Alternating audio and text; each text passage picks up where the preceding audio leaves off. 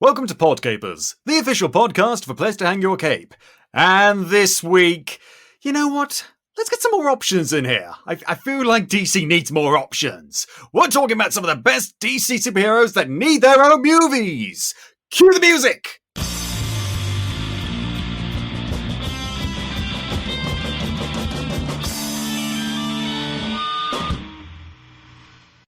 Hello there, Capers, and as I said, welcome to Podcapers, the official podcast for Place to Hang Your Cape. My name's Scott James Merridew, and this is the show where I talk about various geek and nerd-related topics, and I'm joined each week by a very special different guest. My guest today is a brand new writer for A Place to Hang Your Cape. Get out, Capers, for Francisco Andrade. How you doing there, Francisco? I'm doing great. Thank you so much for having me today. It's not a problem. I'm always eager to get new writers from the website on the podcast, remind people that we exist. It's a pleasure. I'm excited to start writing. I actually just finished my third article this week, so I'm very excited about that. Fantastic. Well, go on, Capers. Once you're done listening to us, go and check it out. Go on, what are you waiting for? So where are you calling from today, Francisco? I am actually in Poughkeepsie, New York, home of Vassar College, where one of our founders is actually graduated from. He's also an alumni from there. Wait, the founders of America or founders of A Place to Hang Your Cape? Place to Hang Your Cape. I don't think the founders of America. Okay, I was like, that could be many different things. I don't know. Oh, what if I think actually a regular appearance on the show, Tripathy is also from that general region. I sort of lump like the whole upstate New York, like Buffalo, Albany, whatever it is. I sort of lump all those together. Yeah, it's just kind of one. If it's not New York City, everything else is just one thing, I think. Basically, yeah. And you're so far up north, you might as well be Canada. Yeah, I mean, well, I wish, because then I wouldn't have to pay for hospital visits. Oh God, yeah. Oh God, that people ask me like, so Scott, you're a writer. There's a lot of writing opportunities in America. Would you ever move to America? No, even before everything that's happened right now. No, I fucking wouldn't, because I have the NHS over here.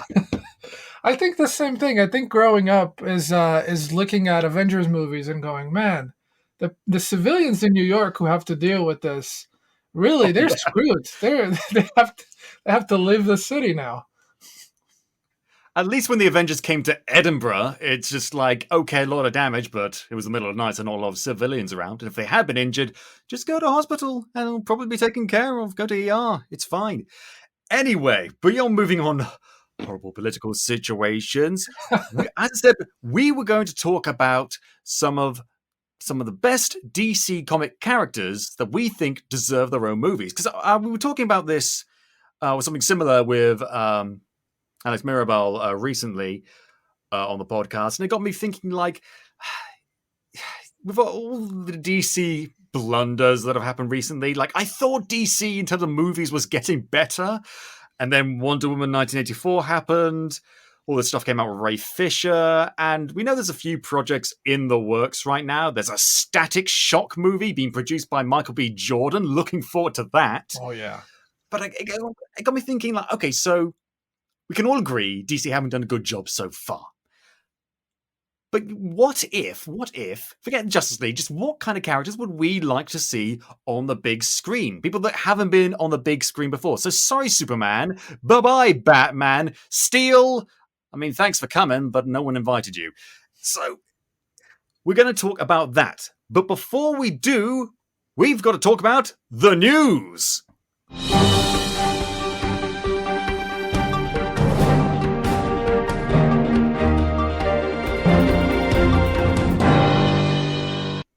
Fucking hell, I love that we've got that now. That's great. So, some news that we don't need to go too much into detail about, but some stuff we definitely do. First of all, WandaVision is out. 3 episodes out so far. Francisco, have you been keeping up with WandaVision? Yes, actually, I wrote the review on the first 2 episodes already.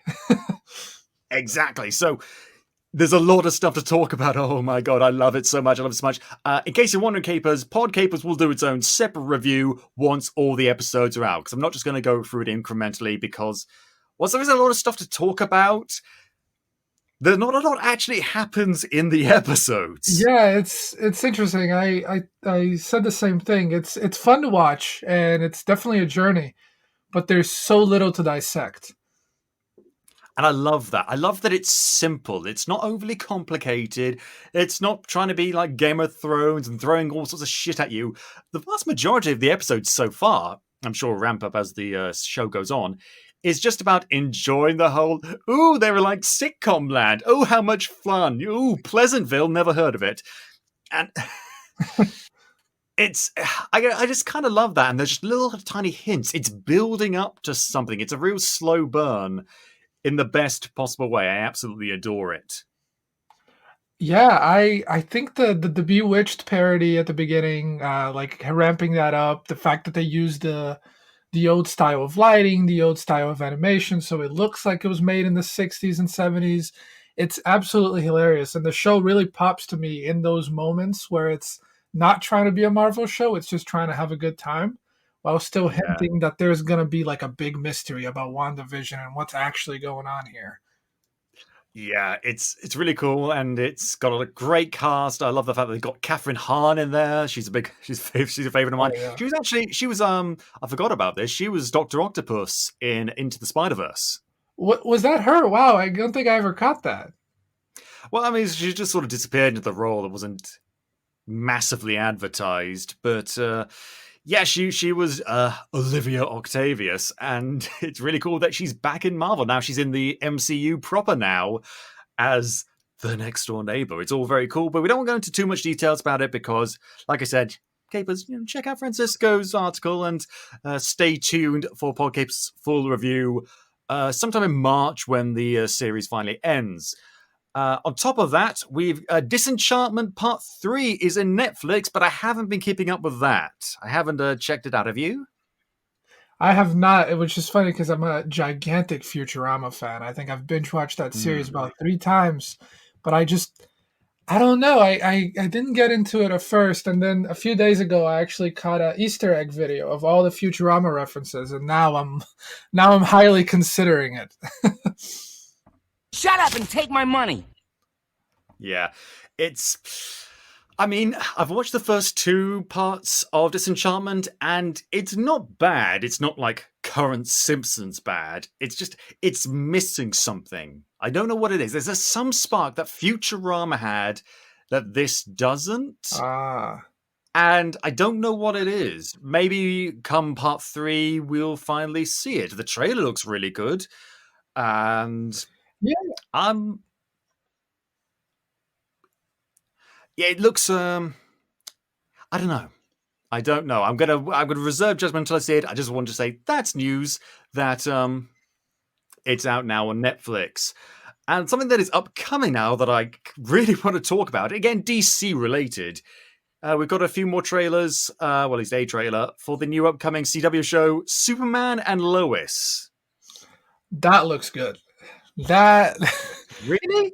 I think it looks good from considering that it's coming out of CW.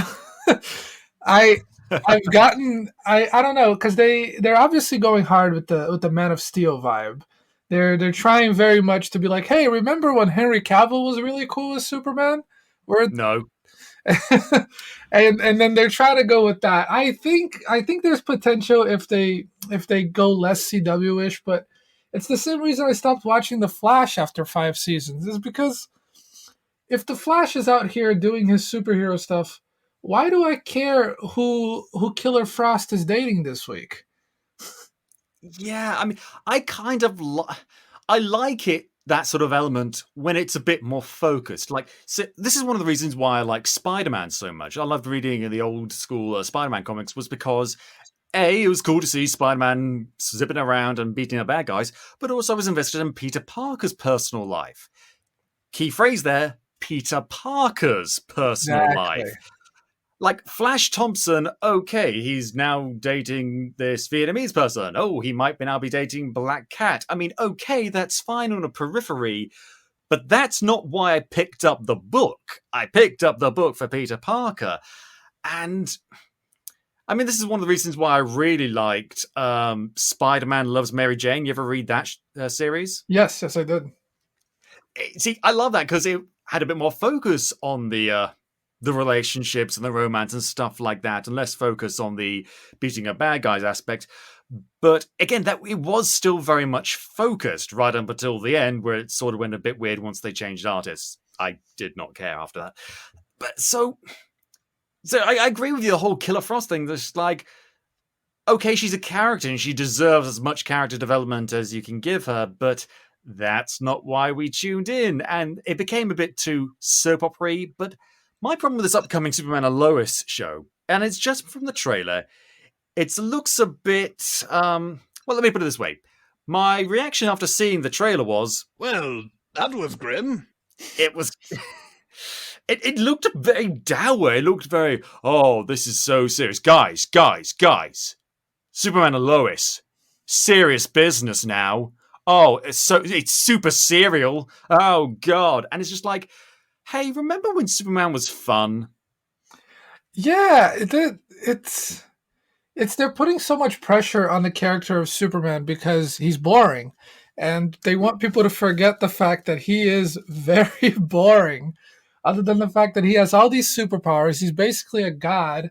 And then they just keep trying to add like the seriousness and amp it up. Like there's always an otherworldly threat for him to face. But And I, for one, welcome our new insect overlords. But he's boring. He just doesn't do anything. It's the same with every movie. I mean, you're right. Here's the thing. I agree with Superman is boring 90% of the time, but there is that 10% that I've seen in a few of things where he's not boring because he's happy and fun and idealistic, and he's kind of like Chris Evans's Captain America. That's where I think the character shines. Like, it's a bit old school, a bit corny, and he's a bit, well, he's a little bit adorkable, and that's where I think the character actually really works. There was a movie out not too long ago, this animated movie, which I thought was a bit uneven, but I thought the character Superman was all right. Superman Man of Tomorrow. Yes. That was enjoyed that with Lobo. With Lobo, yeah. I don't know why the fuck Lobo was in it, but and Martian Manhunter was in it. I don't know why those characters were there. I guess they were going to try and do something different, but I actually thought the character of Superman was all right then because he was a little bit nervous, a bit unsure of himself, but he held himself to high standards and high ideals as a result of his upbringing on the Kent farm. And that's why I think the character is interesting, because he's a bright spot in a very dark world, but he's very, very human. It's when the character is focused on to be really grim or very alien and sort of like this messiah figure that he becomes boring. And that's the mistake, again, 90% of people make when they write him. But when you make him down to earth, ironically, the character becomes fascinating. Superman is the kind of guy who would, stop a car from plowing into another car, but then it would make sure that all the civilians around us are okay, talk with them, and just seem nice and normal. And that's all you need to do. And oddly enough, that's kind of what they did with Tyler Hoechlin. I don't know how you pronounce his last name. In Supergirl, because this is the same character, returning from Supergirl, and you see him like wink at civilians and smile and be friendly, and everyone says like, "Oh my god, he smells amazing." And it's little things like that make the character feel approachable and feel very, ironically, relatable. Yeah, I can totally see where you're coming from there, because one of the reasons I enjoyed the animated movie Superman Doomsday so much, was because half of the movie was spent without Superman because he was on a date with Lois, unaware of the events that were happening. And when he's Clark Kent, he's great. He's dorky. He talks about newspapers. He does the things that like make you love the fact that this guy is out there saving people. But that's when he's not saving people. And then he puts a cape on, and he's all of a sudden, tackling a monster, and you're thinking, can I just see more of the reporter? Well, because people think that Superman and Clark Kent are different. They think because Clark Kent acts a little bit bumbly every now and again that he's putting on a facade. No, Superman and Clark Kent, personality-wise, he doesn't really alter his behavior in any way, except for, flying around and being obvious with his powers. And people, because like Batman and Bruce Wayne, very different. Oh, yeah. Batman is putting on the facade of Bruce Wayne to the public. And that works very well for that character. But Superman is always genuine. And I think that's why people like him when he's outside of the role of Superman. Because when puts on the cape and the tights, other people treat him differently. They sort of revere him like, oh, wow, Superman, cool. But he doesn't act any different. And I think hopefully that's what they'll do with this show, but it doesn't look likely, especially the fact that they've had this new dynamic, because now Superman and Lois have two teenage boys that look way too old for actors that age for them to have. And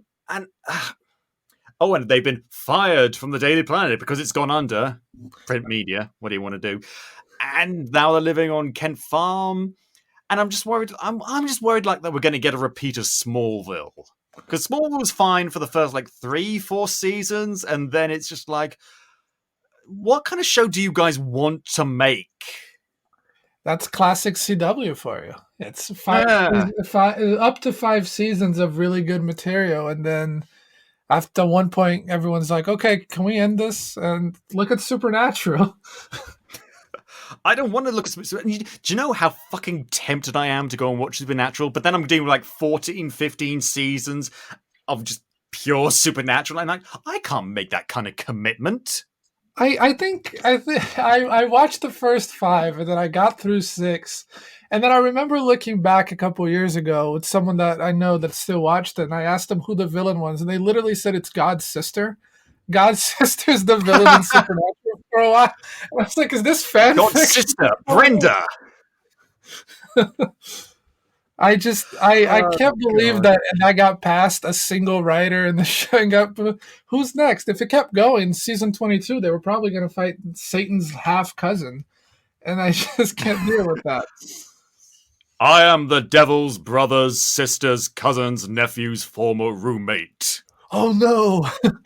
And then 3 hours of an angel flirting with Dean, and that's pretty much what it came down to.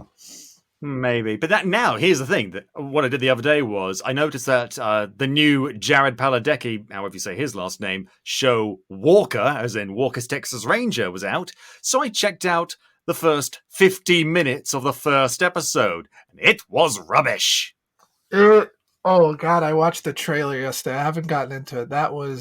It was something. Granted, I never saw the original Walker Texas Ranger, but I don't think that's what Chuck Norris had in mind when he did that show.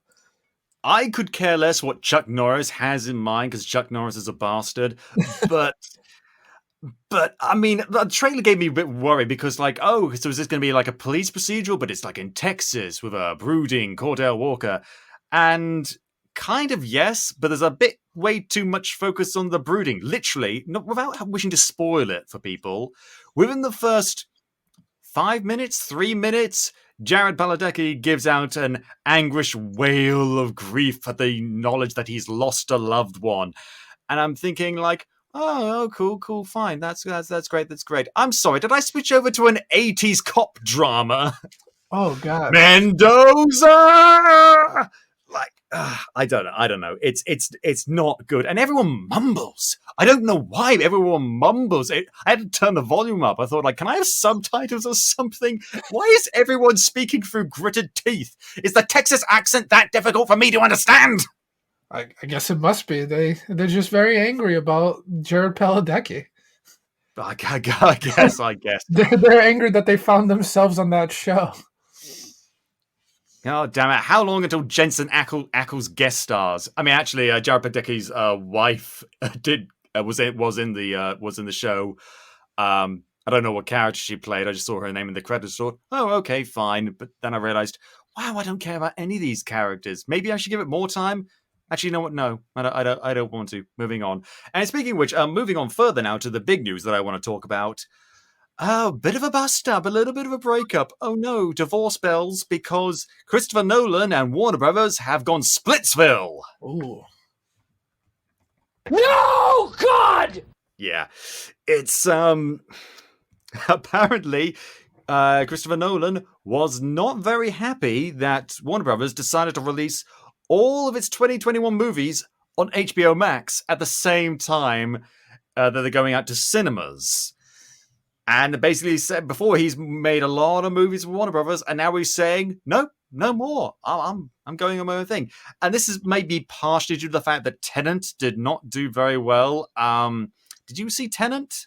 I did see Tenet. I had to watch it after that horrible review that someone wrote, calling it like the worst thing ever. I forgot who did that. Really? Yeah, there was. I mean, I've heard bad things about it. Like it's just a little bit uneven, doesn't explain a lot of stuff, and just it's kind of meh. But Christopher Nolan has made meh movies before. You've seen The Prestige. I mean, it's okay. It's just a bit meh. Yeah, it's. I mean, it's no Dark Knight Rises, but I thought it was fine for what it was. I mean, here's the thing: Christopher Nolan is a very good filmmaker, but he has a tendency to be just a little bit self-indulgent with his non-linear narratives. And that's fine. You're allowed to do non-linear narratives, but you better have, like with The Prestige, again, non-linear narrative. But we got to see, fucking, what's his name? Batman actor, really angry all the time, surprisingly Welsh. My brain has decided to stop working. I keep saying his name is Christopher Nolan. It's not fucking Christopher Nolan. Everyone knows his name. The cablers right home right now are screaming his name at me, but I don't know it because my brain decided to take a little mini holiday. Are you talking about Michael Caine? No! I know who Michael Caine is! I would hope so. Jeez, if I said I didn't know who Michael Caine was, they would take away my passport. No, it's a Christian Bale. Bale. You lost me at surprisingly Welsh. Is he surprisingly Welsh? Christian Bale apparently is Welsh. Oh God, I didn't know that. I didn't even. For the longest I thought he was American. No. He's technically English, but he was born in Wales. He was born in Pembrokeshire. Okay, that makes sense. I was trying to bring him over to the States apparently because I thought he was American for the longest. Well, because he changes his accent in every single movie, and he's one of those actors that you can never tell because he does the accent so well. Because he's a very good actor, Christian Bale, and that's why he was acting opposite in The Prestige, Hugh Jackman, and so they were the draw. It was very interesting to see these two characters play off each other because they were two very interesting characters in this non-linear, uneven movie. But then you got something like Tenet, which admittedly I have not seen because I didn't get an opportunity to see it because everything was going on. And I don't know if the characters are interesting or not. But apparently what I've heard is they're not very interesting. And when you've got a movie that's non-linear and like time travel and like, ooh, reverse shit. And I don't know. It felt, the atmosphere of the movie seemed to me like it was going to be very self-indulgent. I don't know. I have not seen it, but it didn't do very well. And as though at this point, according to the Wall Street Journal and other sources, Christopher Nolan is very unlikely to work with Warner Bros. Again. And because he's just not happy about it. And I mean, what are your thoughts on HBO Max co-current with the cinema release scene? I think they're doing what they have to do. I don't think there's any... I don't know. I don't think there's any good response to the whole COVID pandemic and the theaters being closed down. But I will say that it's nice to be able to watch movies again because I've definitely missed having like releases. I mean, how long has it been since now that finally WandaVision came out? But it's been like about a year and a half since we had gotten a Marvel movie or any Marvel property, period. Basically, yeah. The last big movie that I think came out before Wonder Woman 1984 was like Mulan. And remember what happened with that? Oh, that was a tragedy. Yeah. God. But apparently the reason why Nolan is really angry is because he wasn't warned that was what was going to happen before they announced it. And apparently a lot of other filmmakers weren't warned. And, I mean, he's also not a big fan of... He says the plan is, quote, a poor economic move. I don't know if that's entirely true, but it's certainly bad for the cinemas. I will say that much. And here's the thing. I've talked about this before on the show. I want the cinemas to stay open after the pandemic. I don't want anyone going to the cinema right now, but I want the cinema chains and the big... Like over here is like Odeon and Cineworld and places like that. I want them to be able to stay open and stay in business. but a lot of people are saying because of the pandemic, they're just not going to survive. And also due to streaming services. And I would say people have said that about the cinema industry before, with television, with home media, and they've always bounced back. So I don't know if this is making the situation worse or it doesn't matter because the cinemas will always be there. I just want one thing in my life to stay the same. I completely agree. I miss going to the movies so much. It's the last film I saw in the cinema was New Mutants. Oh, wow! How was the last time I saw? I think it was the Disney movie Onward. I think that was the last thing I saw. Oh, I am sorry. Yeah, that was not the best Disney movie. That was for sure a little bit disappointing. Oh, geez. Thank God for Soul being on Disney Plus. Oh, that was fantastic. That was a Christmas present I wanted. Yeah. Last year we got Klaus. This year we get Soul. Every year, hopefully from now on, we'll get a really good animated movie.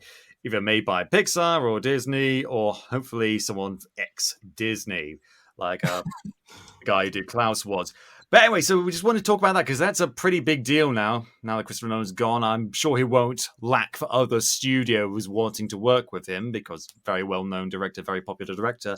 Wish him the best of luck, and I guess wish HBO Max the best of luck because they're putting all their eggs in the HBO Max basket. Yeah, everything's going over there now. I gotta actually get an account and stop walking around it and stop using my friends. Yeah. They've been putting out some good stuff though. If you don't count Game of Thrones. Yeah, they honestly have. I mean, I haven't had as close a look to it as I have. I really thought the only streaming service I'd be subscribed to would be Netflix. And now I've had to get Disney Plus because if I'm going to rag on Disney, I've got to have direct source. And now it looks like I'm going to have to get HBO Max as well. And now there's new things on like Apple TV and stuff. And it's just like, I just got a horrible feeling just like begun. The streaming wars have. Bum, bum, bum, bum, ba-dum, bum, ba-dum. Anyway, moving on. One of the advantages of HBO Max is now they've got this huge platform to put out a lot of DC stuff. Sorry, DC Universe, nobody cared about you. They turned up for Doom Patrol, and that's it. They have every single animated movie now. Every single like DC animated movies on there, and I just watched Apocalypse War about a year and a half late. Oh, that was surprisingly good. It was. It was so edgy. It was. It's like they went in and they're like, "Is this the last movie?" Oh yeah, absolutely. Let's kill everybody. Let's just show an hour and a half of us killing kids on screen. This new DC animated universe, brief though it was, and I like the fact that it was brief. I like that they had a beginning and they had an end, and they just did a whole bunch of stuff in between, and they opened the path for a brand new universe. I really liked that, and it was. I mean, it had its ups and downs. Nothing in it especially wowed me, but yeah, it was all right. It was solid. Good animation, good voice acting. I will take Matt Ryan as John Constantine any day of the week. Fuck you, Keanu. Fantastic. I'm sorry. Oh, man, I don't even relate those two together anymore. No, that was my worry, though. Because now Keanu Reeves is all popular again, although I imagine his career is going to take a bit of a dip. Thank you, Cyberpunk 2077. But that was my big worry, is that now he's coming back. Is that people were going to be going back to his other movies. They go to Constantine. They don't know anything about the original comics or the new show or the character or anything like that. And they just think, oh, that's John Constantine. No, it is not. No, it is fucking not. By fucking Alan Moore's hairy ballsack, it is not. And speaking of that, so the portrayal of certain characters has not always gone smoothly with DC.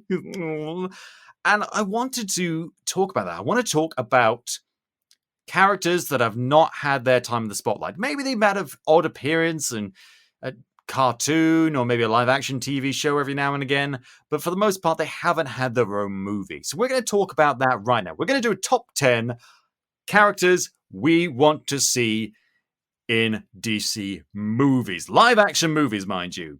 And we're each going to do one. We're going to go for 10, so we'll have 20 in total. We're going to have a lot of fun. Francisco, are you ready? I'm ready. Let's do it.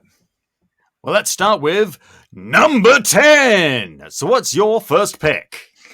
I would say my number 10 in a duel already breaking the rules. I would like to see Hawkgirl and Hawkman.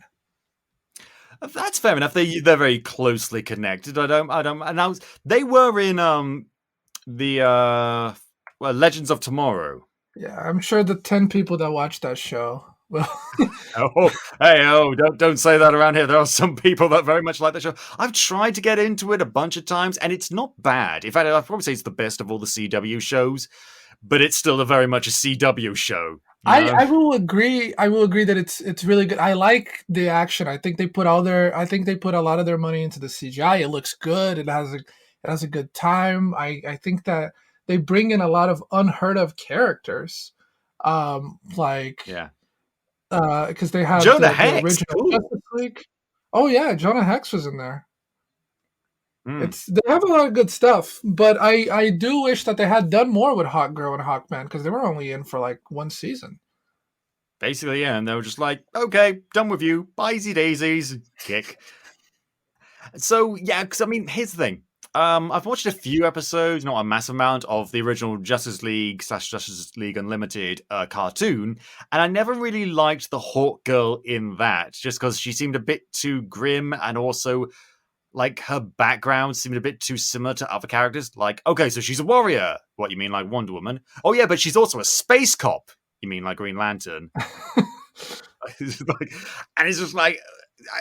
but there's other versions of the character that isn't like that at all. So I would like to see versions that tie more into the Egyptian mythology aspect of her.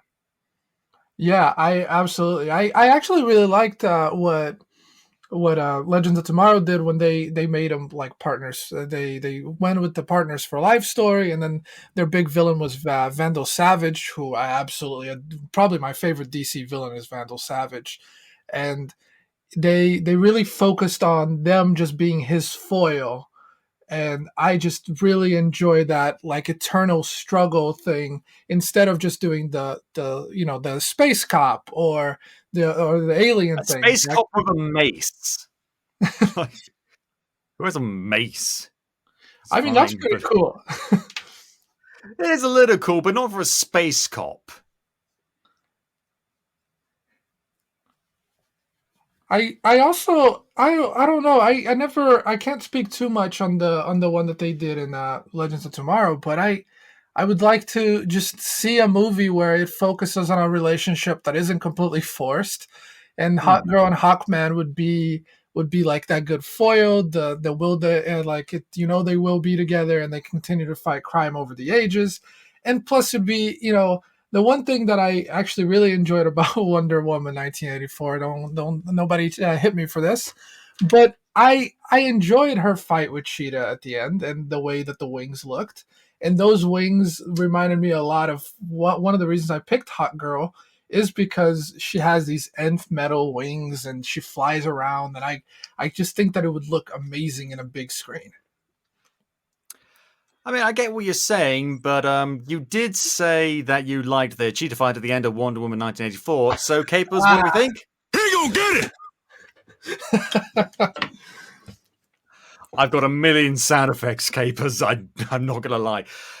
But I do understand what you mean. Like, those wings in a much more focused movie, that would be cool. That would be interesting. And so, yeah, I'd be down with that. I mean, we're getting... I don't know if... I mean, the problem is they didn't say that those wings and that suit was any relation to Hawkgirl in the movie, which would have been cool. That would have been like an Easter egg or possible setup for a future movie. Wasted the opportunity. Just said, oh yeah, these wings were once owned by Linda Carter. Cool. Can we see Linda Carter in them? Kinda. And I don't know, but I think that would be interesting. So would they be facing Vandal Savage in that movie? I would hope so. I would hope for Vandal Savage in any movie, in any DC movie. I think we can drop the dark side thing for a little bit. DC, I think it's okay to not have Darkseid always be the villain. I think that having I think having one guy who isn't a literal god, just one really smart, intelligent, immortal enemy would be a really good foil to people like Superman and Batman and the big heroes, instead of just, this guy's really strong, let's go to his planet made of fire and beat him up. And it's just, even though he's supposed to be like a most unbeatable up guy in the history of fiction. right, he's like Thanos if he always had the Infinity Gauntlet, and it's just ridiculous to think about. Yeah, it's a little bit weird. Anyway, that was very interesting. But speaking of Space Cop, I heard that there's a Green Lantern Corps movie coming up. That's fine, okay. But if we're going to focus on one Green Lantern, I've got one for you right now, Francisco. My pick, my number 10 pick is John Stewart. I'm just kidding, it's Jessica Cruz. Oh, fooled you! I thought you were going to say Guy Gardner. Oh, fuck off. No. Okay. No, so here's the thing. I really thought about this. I thought, okay, so we want a Green Lantern movie, okay? We're going to forget about the Ryan Reynolds version. God knows he wishes he could. And we're going to just have a different character. Now, so do we bring back Hal Jordan? No, and I'll tell you why. Hal Jordan is a bitch. He's a complete and utter bitch. I loathe him. Even before he went crazy and started murdering people, I never liked the character, just partially from the way that it was written, partially from the time he was written, but also like he was like macking on teenagers, and his best friend had a nickname that he gave him that's like derogatory for an Inuit person. And it's just a lot of icky stuff I don't like. And also, okay, so you have a ring of power that can create anything the mind can imagine, and it's run on willpower. And you give it to a test pilot. Not even like an engineer, not an artist, a test pilot. Okay, so he's got the will, but not really the imagination. That's why he came up with like cartoon stuff. Then you give it to someone like John Stewart, who was a Marine, but was also an architect. Or even my favorite Green Lantern, Carl Rayner, who was a graphic artist and used the ring in ways that no one has ever been able to replicate. And it was also a very interesting character because he went through personal tragedy. He was very much a young blood who had to work hard to be respected, was given unlimited power at one point, but willingly gave it up so that he wouldn't be seen as a god. Very interesting character, although I will say he was talked into that by Superman, who was clearly jelly. Just saying. But then you've got this new character, Jessica Cruz, and I wasn't very familiar with Jessica Cruz until I saw this new movie, Justice League versus the Fatal Five. Now, Justice League versus the Fatal Five is not great as a movie. Like, I don't care that you brought back like the Justice League Unlimited designs of the characters. I don't care. The story is just, when it focuses on Jessica Cruz, it's really good. But when it focuses on the greater conflict, I just do not give a single fuck. Because Jessica Cruz, she's a woman who is given this ring of ultimate power, but also has severe post-traumatic stress disorder from seeing her friends die in front of her. And she has real problems, but she learns to deal with it and gets her eyes open to this much larger world. And also, it's safe to say that the Justice League right now is a bit of a sausage fest. Oh, absolutely.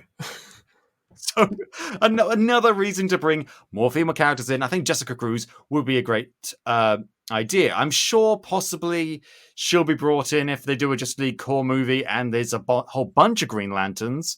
But if you had to pick one, that would be my pick. What do you think? I like Jessica Cruz. I also really enjoyed her part in the Fatal Five. I thought that was fantastic. I haven't really read too many of her comics yet, but I will say that the Green Lanterns have for all their worth, and the characters are different. I love Carl Reiner as well, but they don't really, it is a sausage fest in there as well. Yeah. And so after you take away the more interesting people, they become villains or whatever. Like Sinestro had to leave and things like that. I really wanted to see more of characters like Jessica Cruz, who aren't just a one-sided hero who I'm doing this to be a hero, and they don't deal with anything like they have like Hal Jordan. Like they just cool. This guy can see people blow up and not think twice about it. That's not, I think she's way more realistic. I think she fights from a different place as the other Green Lanterns. She's not trying just to keep justice. And I just really, really enjoy that. So yeah, I think that's a great choice. Well, thank you very much. But we must now move on to number 9. What have you got for us? Number 9 was a tough one. I'm actually a little upset that I put him so far down my list, but I have to go with Aqualad. Aqualad. Which one? Caldor, specifically. Caldor, as introduced, I think my first experience with him was when I watched Young Justice, and find out he's the son of Black Manta, and then he went Atlantean, and he got the tattoos, and he can conjure and he can use water, but he can also conjure electricity. And he's just such a cool character. And he's a way cooler character to me than Aquaman ever was. Yeah, I mean, I don't blame you. I mean, admittedly, that's not a large hurdle to jump over, being cooler than Aquaman. But, I mean, for me in Young Justice, I thought in second season he got a bit more interesting. But in the first season, he was kind of... I mean, his power set was interesting, and his outlook was interesting. Like, he was very stern and cool and calm, collected. But that meant I always saw him as an adult figure, even though he was a teenager. I couldn't really take him seriously as a young kid who was learning things. It seemed like he was always in control of every situation he was in, and that meant the character didn't have a lot of room to grow for me. Yeah, I can see that. I think that, I don't know, it probably came from the fact of who his dad was, the methodical, thinking that Black Manta is who always has a plan, and then he probably decided to go good, and that changed a lot of his perspective as well. But I agree with the season 2, when you find out that he's a villain, and then turns out he's a deep spy, and it really added a lot to him. I that was a fantastic growth, and I think a movie with him, first, there's so much to choose from on what you can do, especially because Black Manta has now been introduced to the DC universe, and so has Aquaman, which they tried so hard to make this Aquaman cool by having Jason Momoa do it.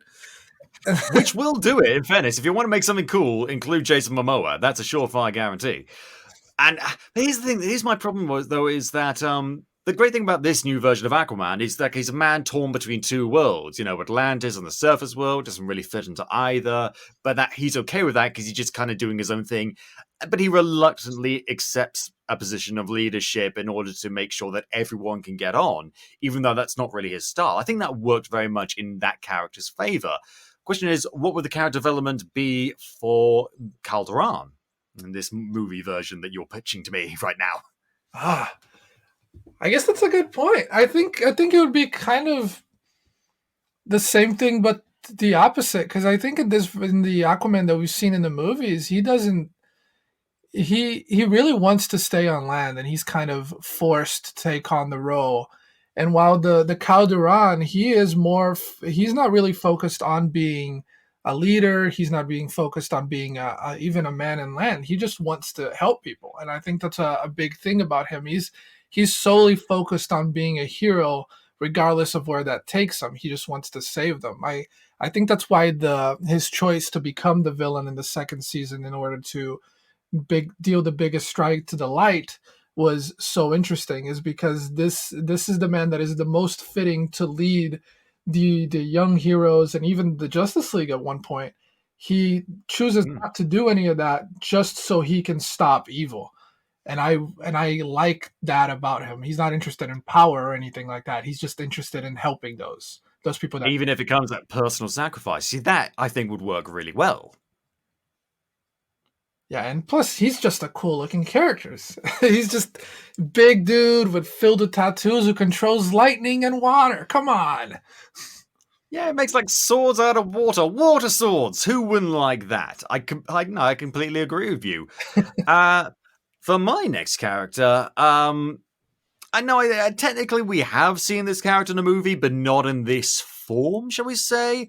I decided to go with Nightwing. Okay.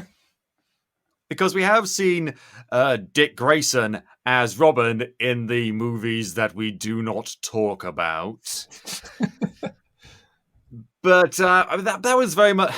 Well, they tried to portray it as young Dick Grayson, even though he was clearly in his mid-20s. Oh, yeah, he's 16. No, really, he's 16. But, A, he didn't really get his time in the spotlight, and B... what I liked Nightwing when he properly became Nightwing. When he said, okay, you know what, no more Teen Titans, no more Batman, I'm going to move to Bloodhaven, and I'm going to do things my way. And this is a character that's very much interested in forging his own destiny independent of Batman, which they did touch upon in the Titans series, which I've only seen like the first half of season 1, because I just didn't care, because... Starfire, the portrayal of Starfire really annoyed me. Just like, it's so simple. The character is so simple and so beloved in this one incarnation that everyone agrees is the right way to do it. Why? Because no one else do the same thing, except for that DC animated universe thing we were talking about earlier. But anyway, so I think that's what's interesting. It's like, because we've seen tons of stories like the Daniel son, Luke Skywalker stories, where, you know, the kid is mentored by the mentor and then, you know, becomes a bit more of an adult. But now what happens after that? What happens when they've matured, but now they've got to realize, like, oh shit, I don't have a mentor anymore. Now I've got to figure things out for myself. That's what I think a Nightwing movie should do. Because, like, admittedly, this is, again, touched on in Young Justice. That's the episode where they're having, like, therapy with, was it Black Canary? I think it was Black Canary. And young Dick Grayson at that point is talking like, I don't want to be the Batman anymore. I want to take that sort of idea and take it a bit further. Okay, so he knows he doesn't want to be the Batman. Okay. But as anyone who tells you about when it comes to writing characters, knowing what your character isn't the same as knowing what your character is. And so a Nightwing movie could explore Dick Grayson trying to figure out who he is. I would love to see that. I love Dick Grayson, and I think that he doesn't get enough love because every time people say, especially in the movies, they're seeing, he's like, oh, he's a little Batman. He's just another Batman. And he absolutely, I love his Bloodhaven arc. I love the fact that he decides to micromanage this city by himself and really just do his own thing. I would love to see in a movie where he's trying to focus on who he is without being the impossible upheld standard of the Batman. Mm-hmm. Because Batman casts a long shadow, and it's interesting. And also it's interesting because you could do it one of two ways. You could have it like with Batman saying like, oh no, you're too young, you don't know what you're doing, blah, blah, blah, blah. Or you could have him be encouraging, like, you know what, it's good. I never wanted you to be like me, and so it's good that you're forging your own destiny. Go for it, Dick. It's like, you could just call me Richard. No, I'm going to call you Dick. Fine.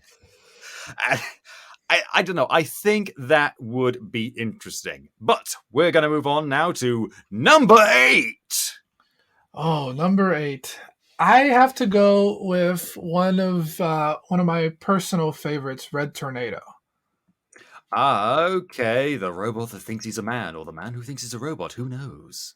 I think Red Tornado is such a weird, interesting character, a lot because of his relationship with his creator, Tio Moro, who, God, DC and their names for film, Tio Moro, tomorrow. It took me way, way, way too long to make that connection, though. I heard the name, like, must have been a dozen times before I realized, that means tomorrow. DC is known for this, and they always do it. And I enjoy the creator. You know, it's very, very much like Vision in the Avengers, granted. and maybe Yeah. it would be similar to that. But I also like that there's a whole family. I think that there's Red Volcano and Red Torpedo and Red Inferno, and God, Tio Maro really needs to branch out if nothing else.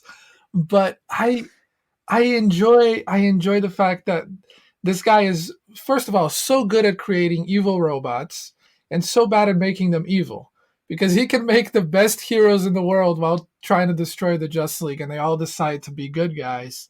And I think seeing a Red Tornado movie, especially just a deconstruction of Tio Maro created this villain and it's going to be a hero and he decides to join the Justice League, because that's the thing that Vision never was. Vision was never the villain, even for a second, in those Marvel movies. He showed up and he came out of the box and he's a good guy and he's going to destroy Ultron.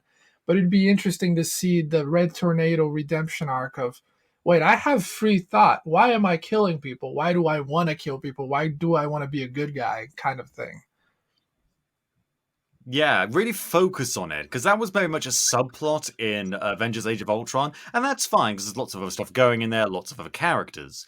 But if you have a movie that's just called Red Tornado, you might as well focus on this whole Pinocchio aspect of it.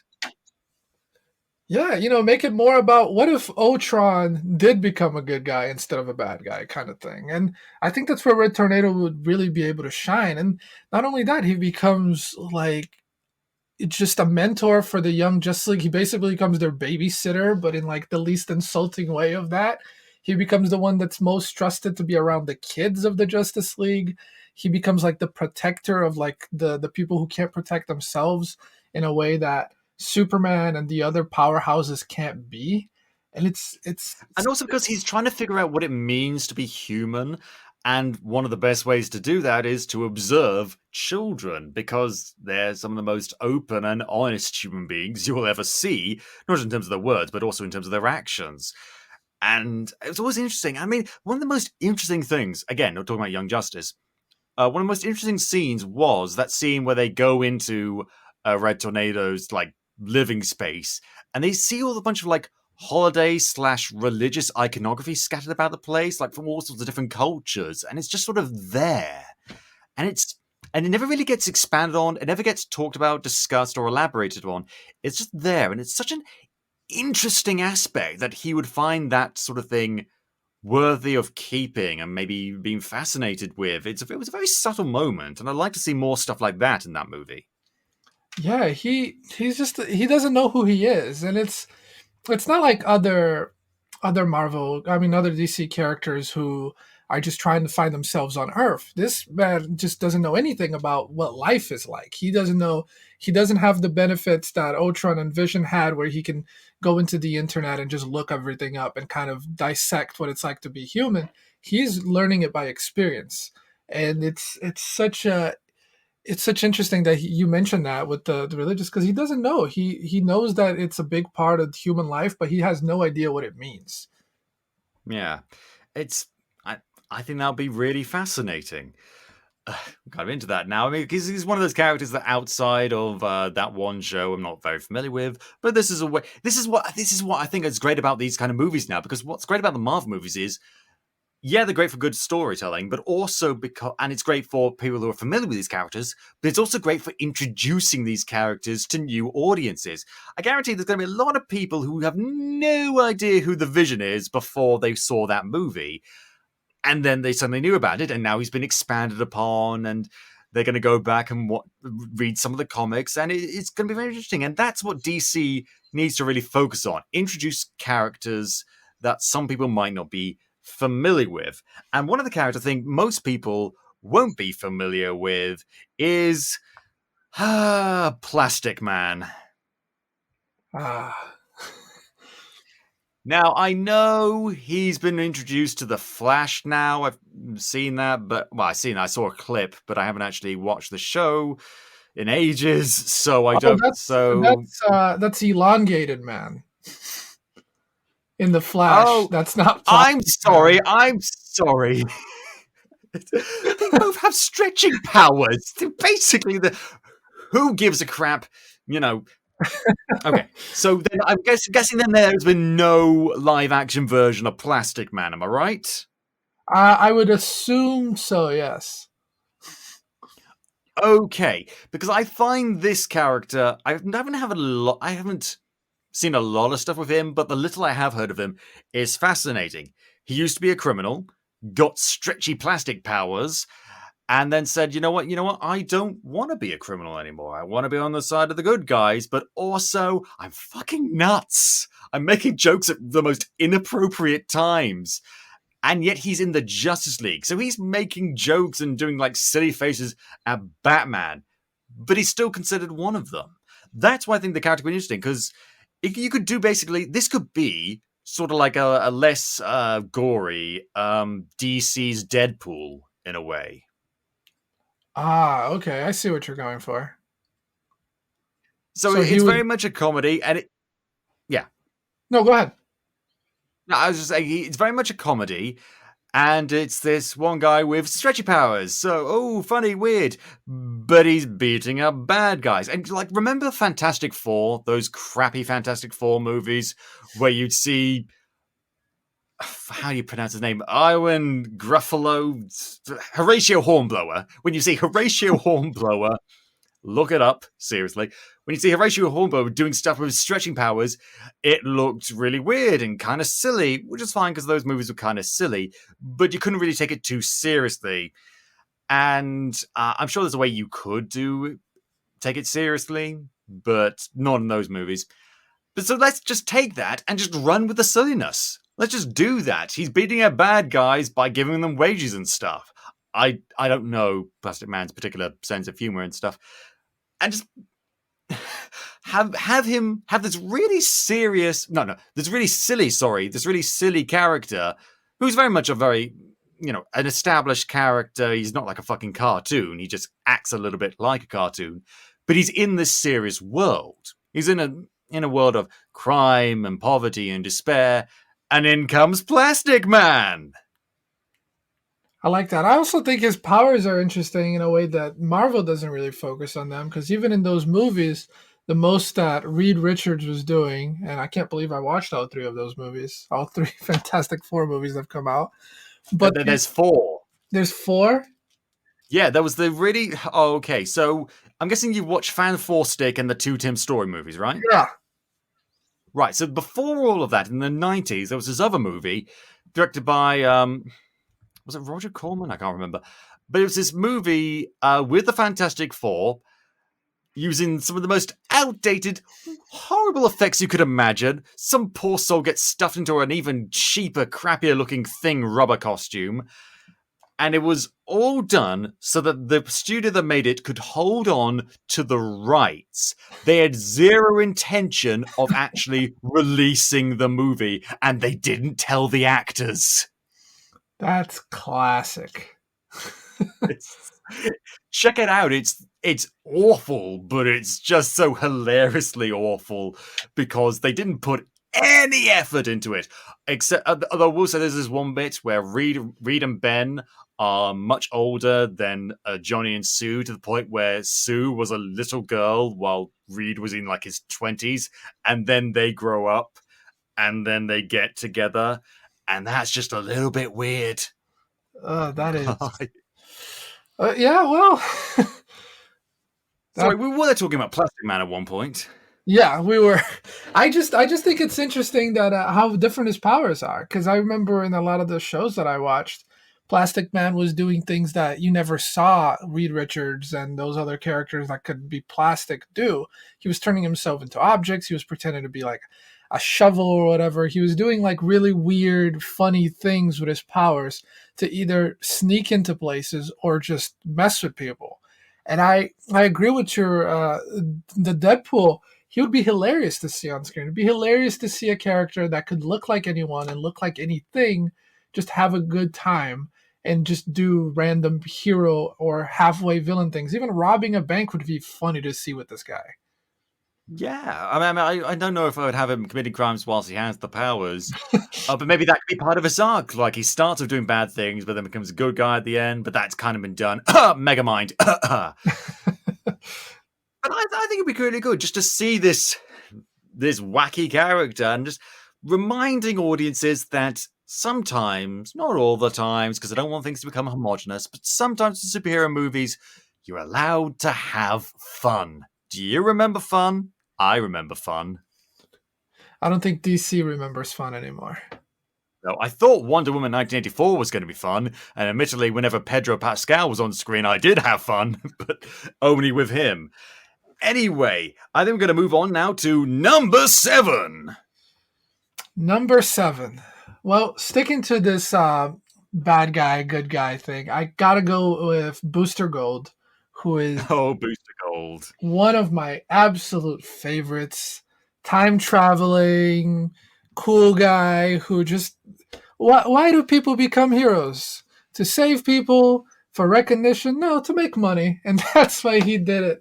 And I just loved how realistic he was with the way he did things. He was in the future, found time travel technology, went to the past, and using what he knew in future technology became a superhero, and Batman hates him. And I thought that was incredible. Just like, we're going to replace God damn it, Barry, with God damn it, Booster. It really is. And it's all of Batman just disliking this poor guy because he just wants to make money. And then I also, this is another hero that is also on my list. And he interacts with him. And I haven't talked about it yet, but I also enjoy his interactions with Blue Beetle. Yeah. I mean, that is because I like it when two characters that clearly have very little to do with each other in terms of power sets or background or everything, just sort of get meshed together and it works. Yeah, they're just two characters who couldn't be further apart in terms of personality. Like, one of them is just, like I said, the cool guy from the future who really can't hold a job down. He stole technology and came to the past in order to just be a hero. And then Blue Beetle, Ted Kord, one of the smartest men in the DC universe, finds alien technology, retrofits a suit, becomes a hero for all of these reasons, is just the most heroic man you could think of. And then he becomes best friends with the goofball that I was just talking about, and they fight crime together. And it shouldn't work, yet it does, and they're so great together. I mean, if he wasn't already playing Steve Trevor, I would have had Chris Pine play Booster Gold, because I think he would do very well with that. If they reboot it, there we go, because I agree with that. I think he's great. He's absolutely hilarious. If Chris Evans can be Captain America and the Human Torch, Chris Pine can be two things. Oh, yeah, absolutely. It's okay. Nobody's going to remember. It's fine. Nobody's going to think about it. I would really like that. I'd like to see this guy who obviously shouldn't be a hero become a hero, but that's kind of the point, because that's sort of what they did again with Ryan Reynolds and Green Lantern. The Green Lantern's supposed to be a hero, so it didn't really work. Yeah, I mean, wait, Green Lantern could be Booster Gold. He could have another shot at being a good DC hero. I don't think he's going to touch them with 10 football. And Ryan Reynolds is busy doing so many things nowadays. So, oh god, he puts things out on the internet. I think he did this video. Was it him? It was someone, at any rate. Someone put out this video online on YouTube of the devil, like someone who was like Tim Curry in Legend. And he's meeting this girl, and the girl's name is 2020. And they just go on romantic dates, all while the world burns around them. And that's what he's doing right now. If he's not making movies where he's like an NPC character in a video game, or in this action movie that I don't think anyone saw, he's making videos like that and dunking on David Beckham for some reason. I don't know. I mean, when you're the one of the richest guys in Hollywood and everybody wants you in their movie, I guess you can just have freedom to dress up like the devil and date 2020.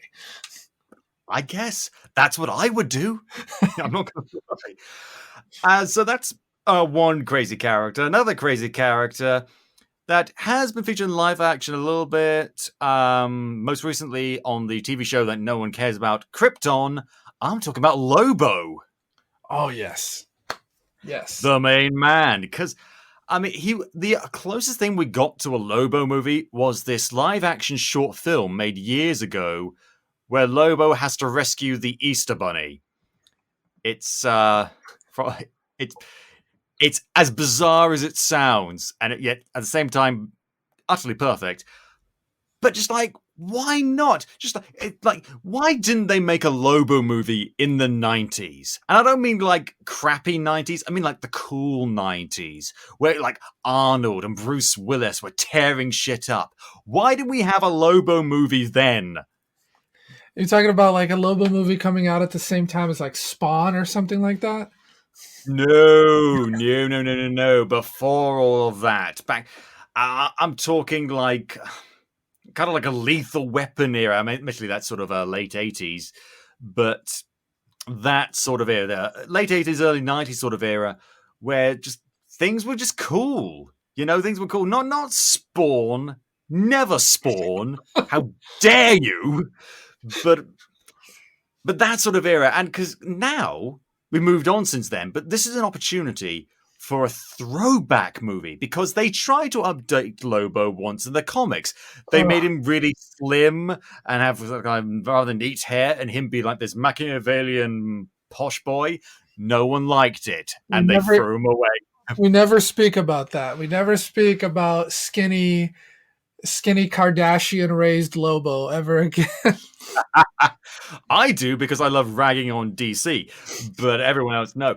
And so they immediately brought classic Lobo back, because this character, the cigar chewing, gruff, swearing, action loving, kind of insane, genocide committing Lobo, people really like. I don't know why, but they do. So let's bring them back, and let's make the movie a bit of a throwback, because studios like that now, because like, hey, remember when we were making loads of money? Let's try and emulate that. More brand recognition? Yes, please. Ooh.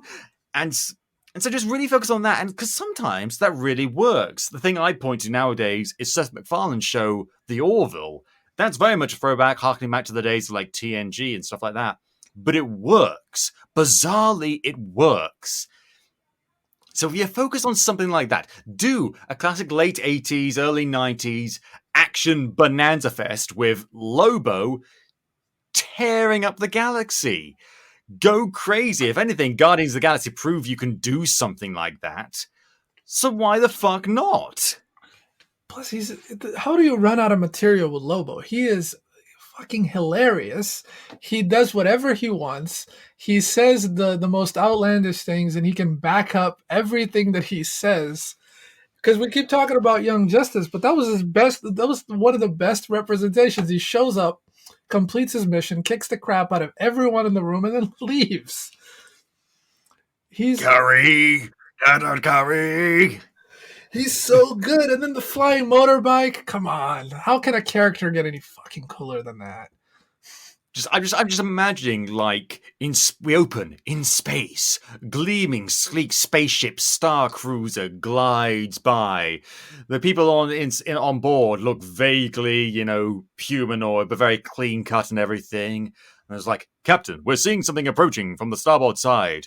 What is it? Some sort of special anomaly? Oh shit, no.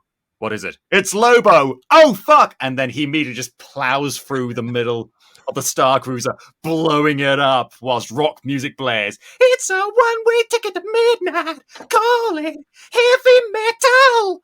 Just that sort of thing. That's what I want to see. Bodies get sucked out into the vacuum, and he's chewing on a cigar in space, and he talks to the camera or something, I don't know, and just says, yeah, it's kind of weird that I'm chewing on a cigar in space because there's a vacuum, but fuck you, I can do it because I'm Lobo. Just like that. Give me that, please. I love his interactions with other people when he's not on missions. Like, because we spoke earlier about Man of Tomorrow, Superman Man of Tomorrow. And when he's sitting on the roof with Clark and Martian Manhunter, and he's just like, oh yeah, we're the last survivors of our races. That's sad. But I killed all of my races, so I don't give a fuck. And he just drives off. He's just great. Yeah. And that's the one thing that's difficult for me to reconcile. Like, oh, this guy murdered billions of people. How do I feel about that? Because on paper, it seems kind of funny. But when you really think about it, it's like, oh, am I supposed to root for this guy?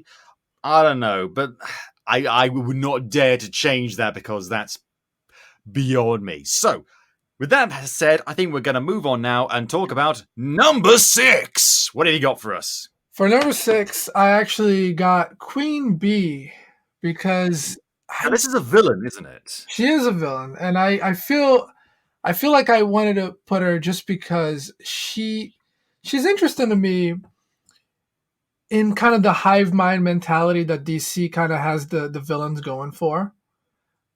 She's just the leader of her country, and I think in other stories she's the leader of like whole planets, and she comes in and tries to annihilate. She's very much. Oh, crikey. I think if Wait, so she's more successful than at ruling nations and conquering things than Doctor Doom. Yeah, and then they focused a little bit on her in Wonder Woman, where they mentioned the kingdom of Bialia because that's her kingdom and she takes over everything, and she's such an interesting foil to heroes like Satana, and she kind of takes over. And I think that having like, because okay, most of us saw Wonder Woman, we saw what they did to Cheetah, and it's about time DC gets a good female villain. Come on. I mean, they are focusing on villains a lot more because they're starting to realize, like, oh shit, either our characters are too obscure to do with, or they're Batman, Wonder Woman, and Superman. But then they got the villains that a lot of people seem to know. So like we're getting a Black Adam movie. We're getting another Suicide Squad. So Queen Bee might be a step in the right direction. Yeah, and she's a good, strong villain. Like one of my favorite parts about the little parts that I liked about Suicide Squad was Amanda Waller. Amanda Waller is portrayed as this monster woman in her ways, and yeah, I know, not very well. Not very well. I mean, they kind of had it, but I don't think there was points where it seemed like they were trying to portray her as being in control, being this Machiavellian power player. But it just seemed like she was making shit up as she went along. I don't think that was their intention, but that's how it seemed to me. Yeah, and Amanda Waller is not the kind of person to make things up as she goes along. Yeah, she has every plan put in place and everything, and that's what I wanted to focus more is just a villain that is in control and a villain that sets up the proper directions. The reason why people like Batman as much as they do is because he's a hero who has every plan and every counter plan set up, and I think that there needs to be more villains in the DC that could bring like, whoa, you had this plan, but I already thought 20 moves ahead of you, and kind of does a Queen's Gambit on top of everybody. And I think that Queen Bee would be a very good villain to bring that together. Someone who is in charge and they've been leading a nation for so long and they know exactly how to do it.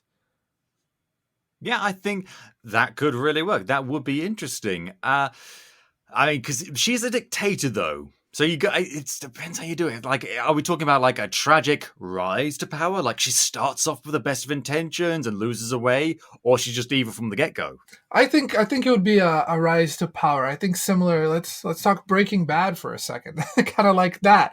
Someone who starts off trying to do one thing for themselves, maybe a little bit selfish, but mostly for good reasons.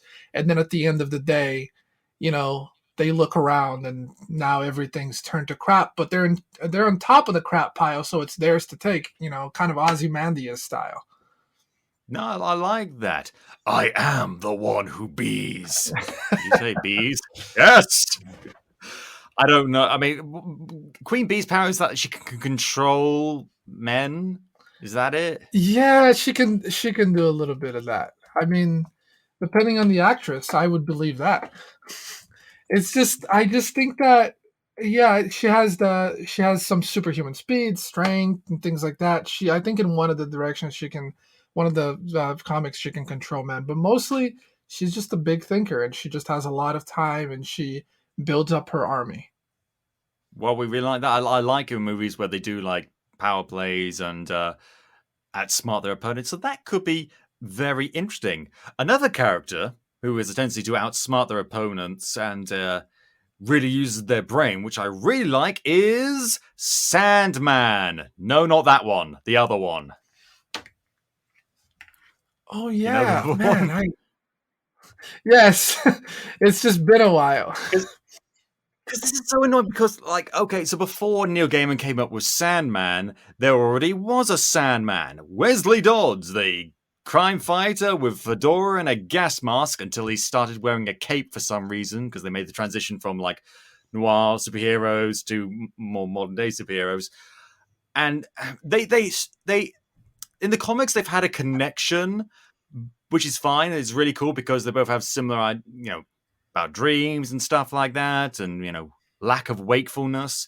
But they have the same name, so now whenever I talk about Sandman, people think I'm talking about the other Sandman, and it's really annoying because I like both Sandmen. But we're getting a Morpheus movie, I think, at some point, or a TV show. I can't remember. But nothing in the works about a Wesley Dodds Sandman. Because here's the thing.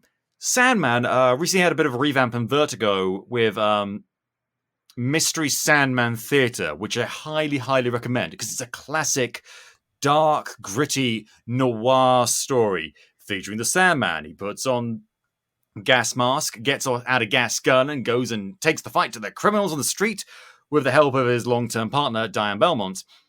But all the while, in the daytime days, he's Wesley Dodds, quiet, unassuming man who has very disturbing and prophetic dreams. He's kind of this weird, tortured soul that leads this oddly, again, torturous existence that he sort of copes with by fighting crime. But you never can quite tell if it's because he's really into it or if because he's sort of reluctant, but it's the only way he can find any kind of peace. It's a very subtle kind of character that became less subtle as, the character went on in comics. In fact, one of the first DC comics I ever read featured the Sandman. It was, the Justice Society? Yeah. They had a revamp. I think it was like the 90s or something, and there was like this collect edition of this new Justice Society in my school library. So I just read that because it was there, and it opens with Wesley Dodds having gotten a bunch of prophetic dreams, including a dream about the Chosen One that's going to be hunted down by this character called Mordru. I don't know, disposable DC villain number 384, and he's confronted by disposable villain number 384 on this mountaintop, and it's like, yeah, prophetic dreams, blah, blah, blah, blah. You don't scare me. You know why? This is why. Takes out his gas gun, gives him a big whiff of gas, and then jumps off the cliff to his death. Holy crap. Yeah, and then it continues on with his protege, Sand Hawkins, aka Sandy Hawkins, who's gone through like a bunch of different revamps over the years, because DC are just like, oh, this character isn't working for like half a second. Change it! Change everything about it! Completely and utterly! Change it! Oh god, do you like us yet? But that's a separate issue. And it was just like, holy crap. Like, I was a kid reading this, was like, well, I don't know anything about this character, and I'm glad I didn't develop an attachment to him, but ooh, this is intriguing. And I cosplayed as Sandman once ages ago at Halloween, and because I was living in Edinburgh at the time. In Edinburgh, we have this huge Samhain fire festival parade sort of thing with like half-naked Gaelic people with face paint all over them screaming at people. It's a lot of fun. And people dress up. And I went there as Sandman, and so it's like in a dark trench coat, suit and tie, fedora, gas mask. And I didn't say a word to anyone, and everyone around me was freaking the fuck out. It was amazing. That's incredible. Are you sure it was are you sure you were supposed to be there? Are you sure it wasn't a kid's birthday party and they were just confused? Well, there were literally hundreds of people there, so if it was a very popular kid, a very lucky kid to be able to have his party down the Royal Mile, which is a very famous, very big street in Edinburgh. So who knows? But everyone was, I'm bragging slightly, but I'm just so proud of myself, because everyone was asking to take photos with me, and I was just nod my head slowly, and then there's like, okay, and then they took photos with me just like staring down. You couldn't see my eyes through like the gas mask goggles, so it was a lot of fun. And that's the thing about Sandman, because he dresses like a traditional noir detective, but he's got the gas mask and he steps out from the shadows. It's like, oh, fuck, what's going on here? And I just like a classic period noir piece featuring Sandman, because the Justice Society, of which he was a part, has been featured in a bunch of like Smallville and Legends of Tomorrow, but Sandman never gets any focus. I'm just like, where the fuck's the love for Sandman? Oh, Wildcat and Vixen and all these other characters. Oh, yeah, you go crazy for. But no Sandman? What is your problem? Yeah, and I also love the bringing in the Justice Society, because they had a bunch of cool heroes that people no longer talk about. Like, I think the only one the few that people still remember are Jay Garrick and Hawkman, and beyond that, everyone's kind of like disappeared a little bit. But they had Yeah. such an interesting concept of heroes at the time, and Sandman just being the noir detective, especially a noir DC movie where a character like that's just skulking around, sounds like something they haven't. Because one of the ones that really worked for me was Sin City, and maybe not to that Oh, extent, yeah. but having a Sandman story kind of in that tone would be incredible. It would be, and it's also because it's, at least the Vertigo version was very cerebral. It was very atmospheric. It was dripping with atmosphere, and I'd really like someone to take that on. Maybe Christopher Nolan. Oh, too late. Uh, Anyway, I think we're going to move on now to number 5. Number 5 was a tough one for me, but I think that I have to go with Zatanna. Zatanna would be one of my number 8. She's fantastic. I Would you have her in her modern day costume, where it's just like the white corset and black leggings, or would you have her in a proper outfit? Are you asking the respectable part of me or the non-respectable part of me? I was asking the respectable part of you, but now I'm afraid slightly. No, because here's the thing.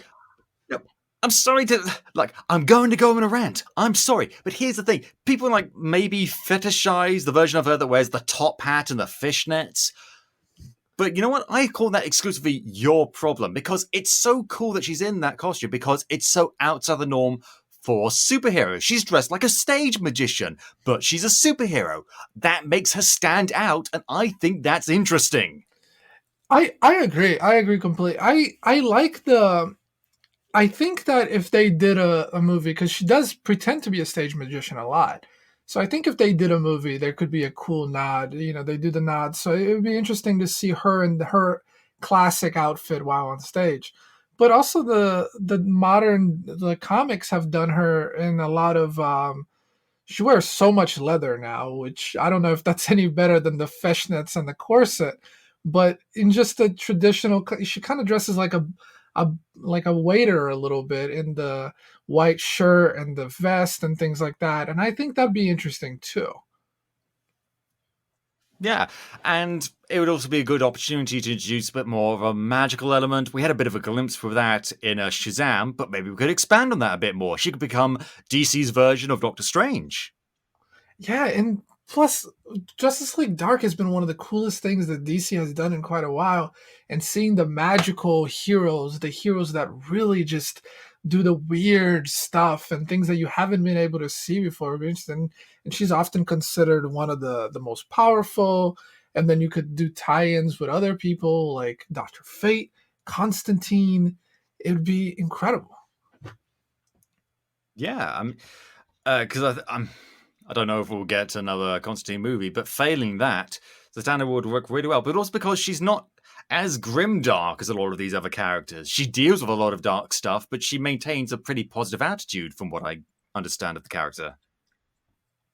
Yeah, she's overall positive, and she really just tends to be the character who kind of keeps people together.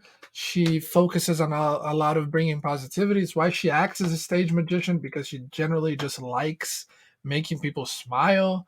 And she has such a deep character, and she really brings together not just the other heroes in the DC universe, but just the female heroes as well. She kind of acts like as one of the powerhouses in that team, because she doesn't really work with the big powerhouses like Wonder Woman. And so it's fascinating how what she can do with, and her repertoire is almost infinite, considering that anything that she says backwards now can come reality. Yeah, but it's also not an unlimited source of power. There are rules and limitations, i.e., that stuff that Enchantress didn't have in Suicide Squad. Yeah, That was one of the big problems of the movie. Just like, I know other people have talked about it, but that character could do anything. So why didn't she do anything? yeah, that movie was a lot. It was a lot. And Santana, again, it's an opportunity for things to get a bit weird. This is one of the draws of Shazam, was that movie was a little bit weird, and it worked in its favor. Yeah, it was it. You know, I didn't think before going into it. I was really nervous about what I was gonna see and how they were gonna go. But the parts where they let themselves have a lot of fun with the weirdness of it all was great. I liked the concepts that they went with the sins. Surprisingly, I liked the the fights, and because they were just having fun with the magic and the kids just being heroes. And I think that going with those fun aspects and the magic, and we didn't even see a glimpse of what the magic could really do, because you don't have a character like Zatanna yet. But seeing breaks in reality, different dimensions, turning people into different things, even even characters like Doctor Fate would be so interesting to see in a Zatanna movie. Well, it's funny that you mentioned that, because my pick for number 6 is, in fact, Dr. Fate. Yes. Because here's the thing.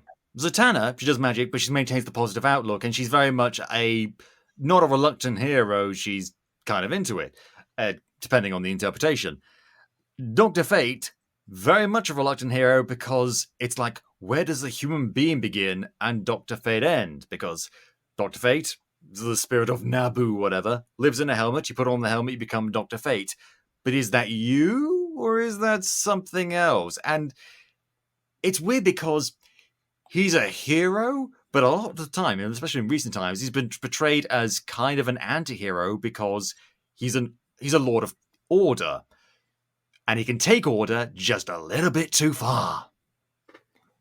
Yeah, it's hard to know where his alliance really stands, and I think that's one of the great parts about him, and the fact that he has to embody, like he has to inhabit a body to do the things that he does, would really put a lot of, like, is he a hero or a villain into his character? Because I remember in Young Justice when he takes Satana's father, Satara's body over, that's a huge thing. And everyone in the Justice League even has that discussion, is should we really let someone like him in the Justice League when he basically stole a father from his daughter? And he's walking around using his body. That is weird. Do you reckon they just have like conversations with him? Hey, Dr. Fate, how's it going this morning? Everything is in order. Cool. Hey, so do you like take the helmet off to eat? Nonsense. I must maintain control over this body. You do know Zatara will need to eat, right? What? All right, maybe I can push things up through the helmet, like if I make it past the chin. What's on the menu today? I also I love the concept that he doesn't ever take it off. Like, he doesn't need to sleep as a Law of Order. So why can't he just share the body with Zatara 50-50 and let this man see his daughter sometimes? Okay, Zatara, we'll work out some visitation rights for you. I'm thinking every other weekend. Okay, now I just want the movie to be about Dr. Fate going to court over visitation rights. Okay, so who is the plaintiff? Zatara, sir. He is filing a motion for visitation rights for his own daughter. I see. And who is the defendant? Dr. Fate. He and Zatara share a body. Wait, what? So are they going to like switch sides of the courtroom? Yes, they got two different lawyers. I'll be over here until I take off the helmet, then I'll go over there. Zatara's promised to put the helmet back on. like sort of like Kramer versus Kramer, but for Dr. Fate. I don't know. Oh, that would. You know what? Now I want to pitch that. Now that's a movie I can watch. Or even better, they decide to resolve the differences and raise Zatanna together like in a sitcom. I'm a magician, I'm a law of order, and together we are raising a kid. I can just imagine the sitcom like stance where they stand with their arms crossed, but it's Zatara holding the helmet, just leaning on nothing. Or it's just like a mirror, and we see Zatara in the mirror, and Dr. Fate in real life is just like, hey! And behind them, it's like Zatanna, head in her hands, just facepalm, and just like, oh, what are they like? Clarion the Witch Boy is the annoying neighbor. Etrigan the Demon babysits sometimes, I don't know. Shut up and take my money. I think on that point, we need to move on to number 5. I'm so glad you brought up Etrigan the Demon, because Etrigan the Demon and Jason Blood would definitely be one of my movies. That's it. I wasn't familiar with this character until I started watching Justice League Dark, and I got a bit more familiar with the character. Then I realized, oh shit, do a bit of research. This character's got a huge history. Yeah, he's fantastic. I think my first time hearing about Etrigan and Jason Blood was in the animated Batman Brave and the Bold. And there was an episode where they met Sherlock Holmes, of all people. And it's Okay. yeah, it's a wild show. It's set in the 1800s, and Jason Blood is a big part of it. And I just love this concept of this guy sharing a body with this demon, and the demon Gone, the form of man. Arise the demon, Etrigan! And then he speaks in rhymes for some odd reason, and he breathes hellfire, and he is insanely powerful, and he fought the devil, and he is one of the people that can actually lay damage to Trigun. And it's just so crazy to think about it. And he's such a powerhouse, locked in the form of kind of broody Jason Blood. And it's interesting to see this demon guy wander around, because again, in Justice League Apocalypse War, Etrigan is still around, but Jason Blood has sadly died, and he's really sad about it. I know, he's depressed, he's sulking, he's drinking all the time. All he wants to do is fight to the death. And then he eventually does, and he ends with him saying, I can't remember what the first line is, but it ends with him rhyming once again. He's started rhyming again. It was fun. Yeah, and then Wonder Woman throws him in fire, which wouldn't even have killed him. Apocalypse fire? I don't know. I like everything was going crazy at that point. Friend was fighting friend. Dogs and cats living together, mass hysteria. A ton of stuff going on, so I'm fine with that. But so how would you envision that movie though? What kind of tone would you go for? I think I would go very, very early. I think I would start it off as a journey through time. I think that because Jason Blood is ridiculously old. I think, if I remember correctly, he came around in during the Crusades, like the sixth. This man was around in like the 6th century with Merlin. He fought in the Crusades. Oh, well, that's way before the Crusades. Yeah, I just remember him. There's been several Crusades. If it was in from the Merlin 6th century, would it go on? Yeah, I just remember him with Merlin. I remember him in the 1200s. He met Madame Xanadu. He met the Phantom Stranger in the 1800s. He just has this so deep, intricate line. He fought with Arthur and Merlin, and it's just, and then there's so much to do, and then the religious aspect of, like I said, the Crusades, and having Etrigan be there, be a demon fighting for that, like against and for that side at one point, would be such interesting storytelling. You could do what Venom failed to do. What would so actually having the villain interact with the hero in the body? Yeah, I think. Well, I actually say that in Venom, the two characters did have a very they had an interesting connection, an interesting riff on each other, but the world they were in wasn't very interesting. Here, you could have the connection, you could explore the connection between Jason Blood and Etrigan, but have an interesting world and an interesting villain. Yeah, and I think they might. I don't know. I don't know how I feel about doing the rhyming in a live action movie. I think that's gonna get very. I think people are gonna get very sick of that very quickly. But I just like the aspect of how do you really see them as hero or villain, because the whole reason why Jason Blood is named Jason Blood is because Etrigan comes out of him and just kills everybody. He's such a in the beginning of it, Etrigan really is a demon in the sense that he is just straight up killing people and he doesn't care. He led Viking raids. When he kills someone, their souls are bound to go to hell, and that's like his thing. And then Jason Blood just kind of has to deal with that for, I don't know, like 10 centuries before he finally decides to have a conversation with this guy and go, hey, could you kind of stop using my body to send people to hell? And Etrigan just kind of looks around like, what do you mean? I don't know what you're talking about. And it would just be so interesting to see him turn into a good guy and have Blood have to deal with the consequences of Etrigan's actions. Actually, if you think about it, that's more like Bruce Banner and the Hulk. But they kind of skipped over Bruce Banner and the Hulk's development in the MCU to a certain extent. We went from him, he might be getting control, to him having complete control until he suddenly didn't. So I don't know. I think there's a lot of potential there. I think there's lots of stuff you could really explore. Something that might be a bit harder to explore. I'm interested if they could do that for a main character, Martian Manhunter. Oh yes, Martian Manhunter is amazing.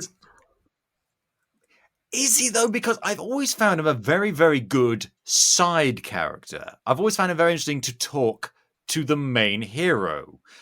But when you have the spotlight on him, there's plenty of stuff you could do there. Like we said before, he's the last of his species. He's alone on an alien world. He doesn't know how to fit in. And there's been stories like done before. Because, I mean, what's he going to do? Hang around on Mars all this time? I don't want to live on this planet anymore. No, he's going to go to Earth. But then how does he fit in? And you could do sort of similar stuff with Red Tornado, him learning to become an inhabitant of Earth.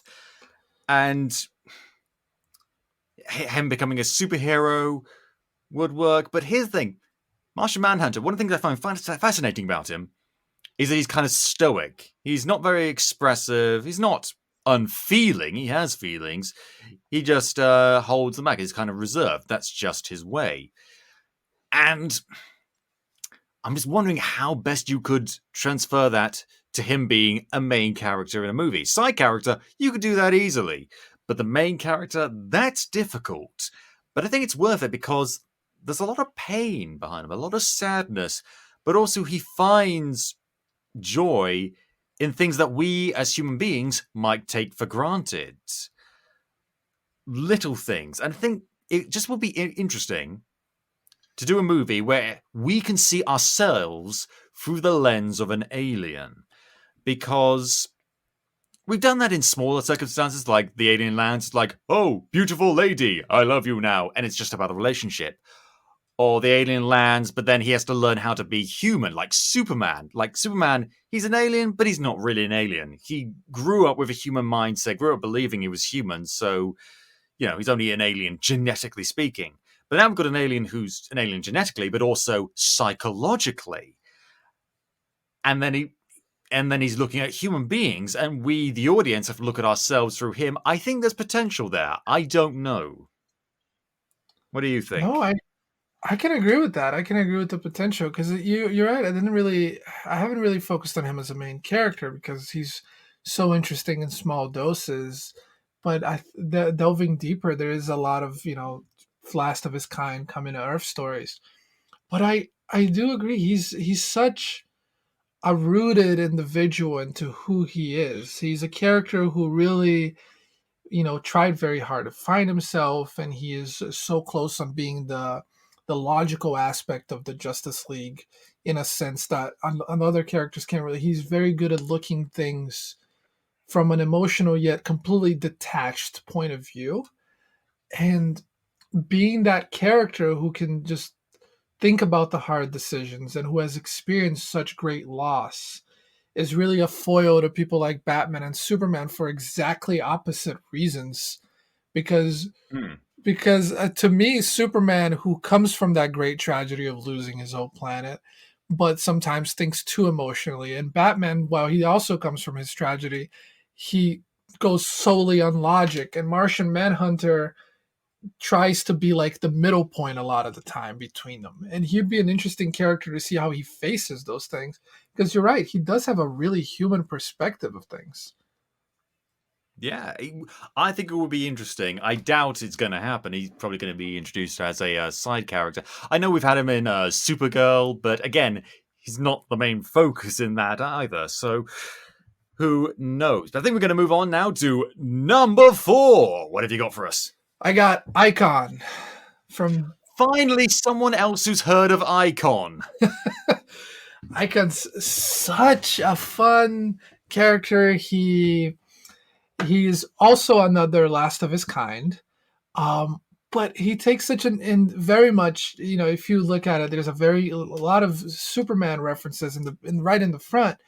But he's so different in this sense because he lands on Earth in 1839, and he mimics an appearance of the first person who happens to be a slave, and he grows up as a superpowered black man in America's Deep South, which is crazy. And then skipping ahead, he goes and learns law. He fights in the Civil War. He becomes a conservative, like a wealthy conservative lawyer.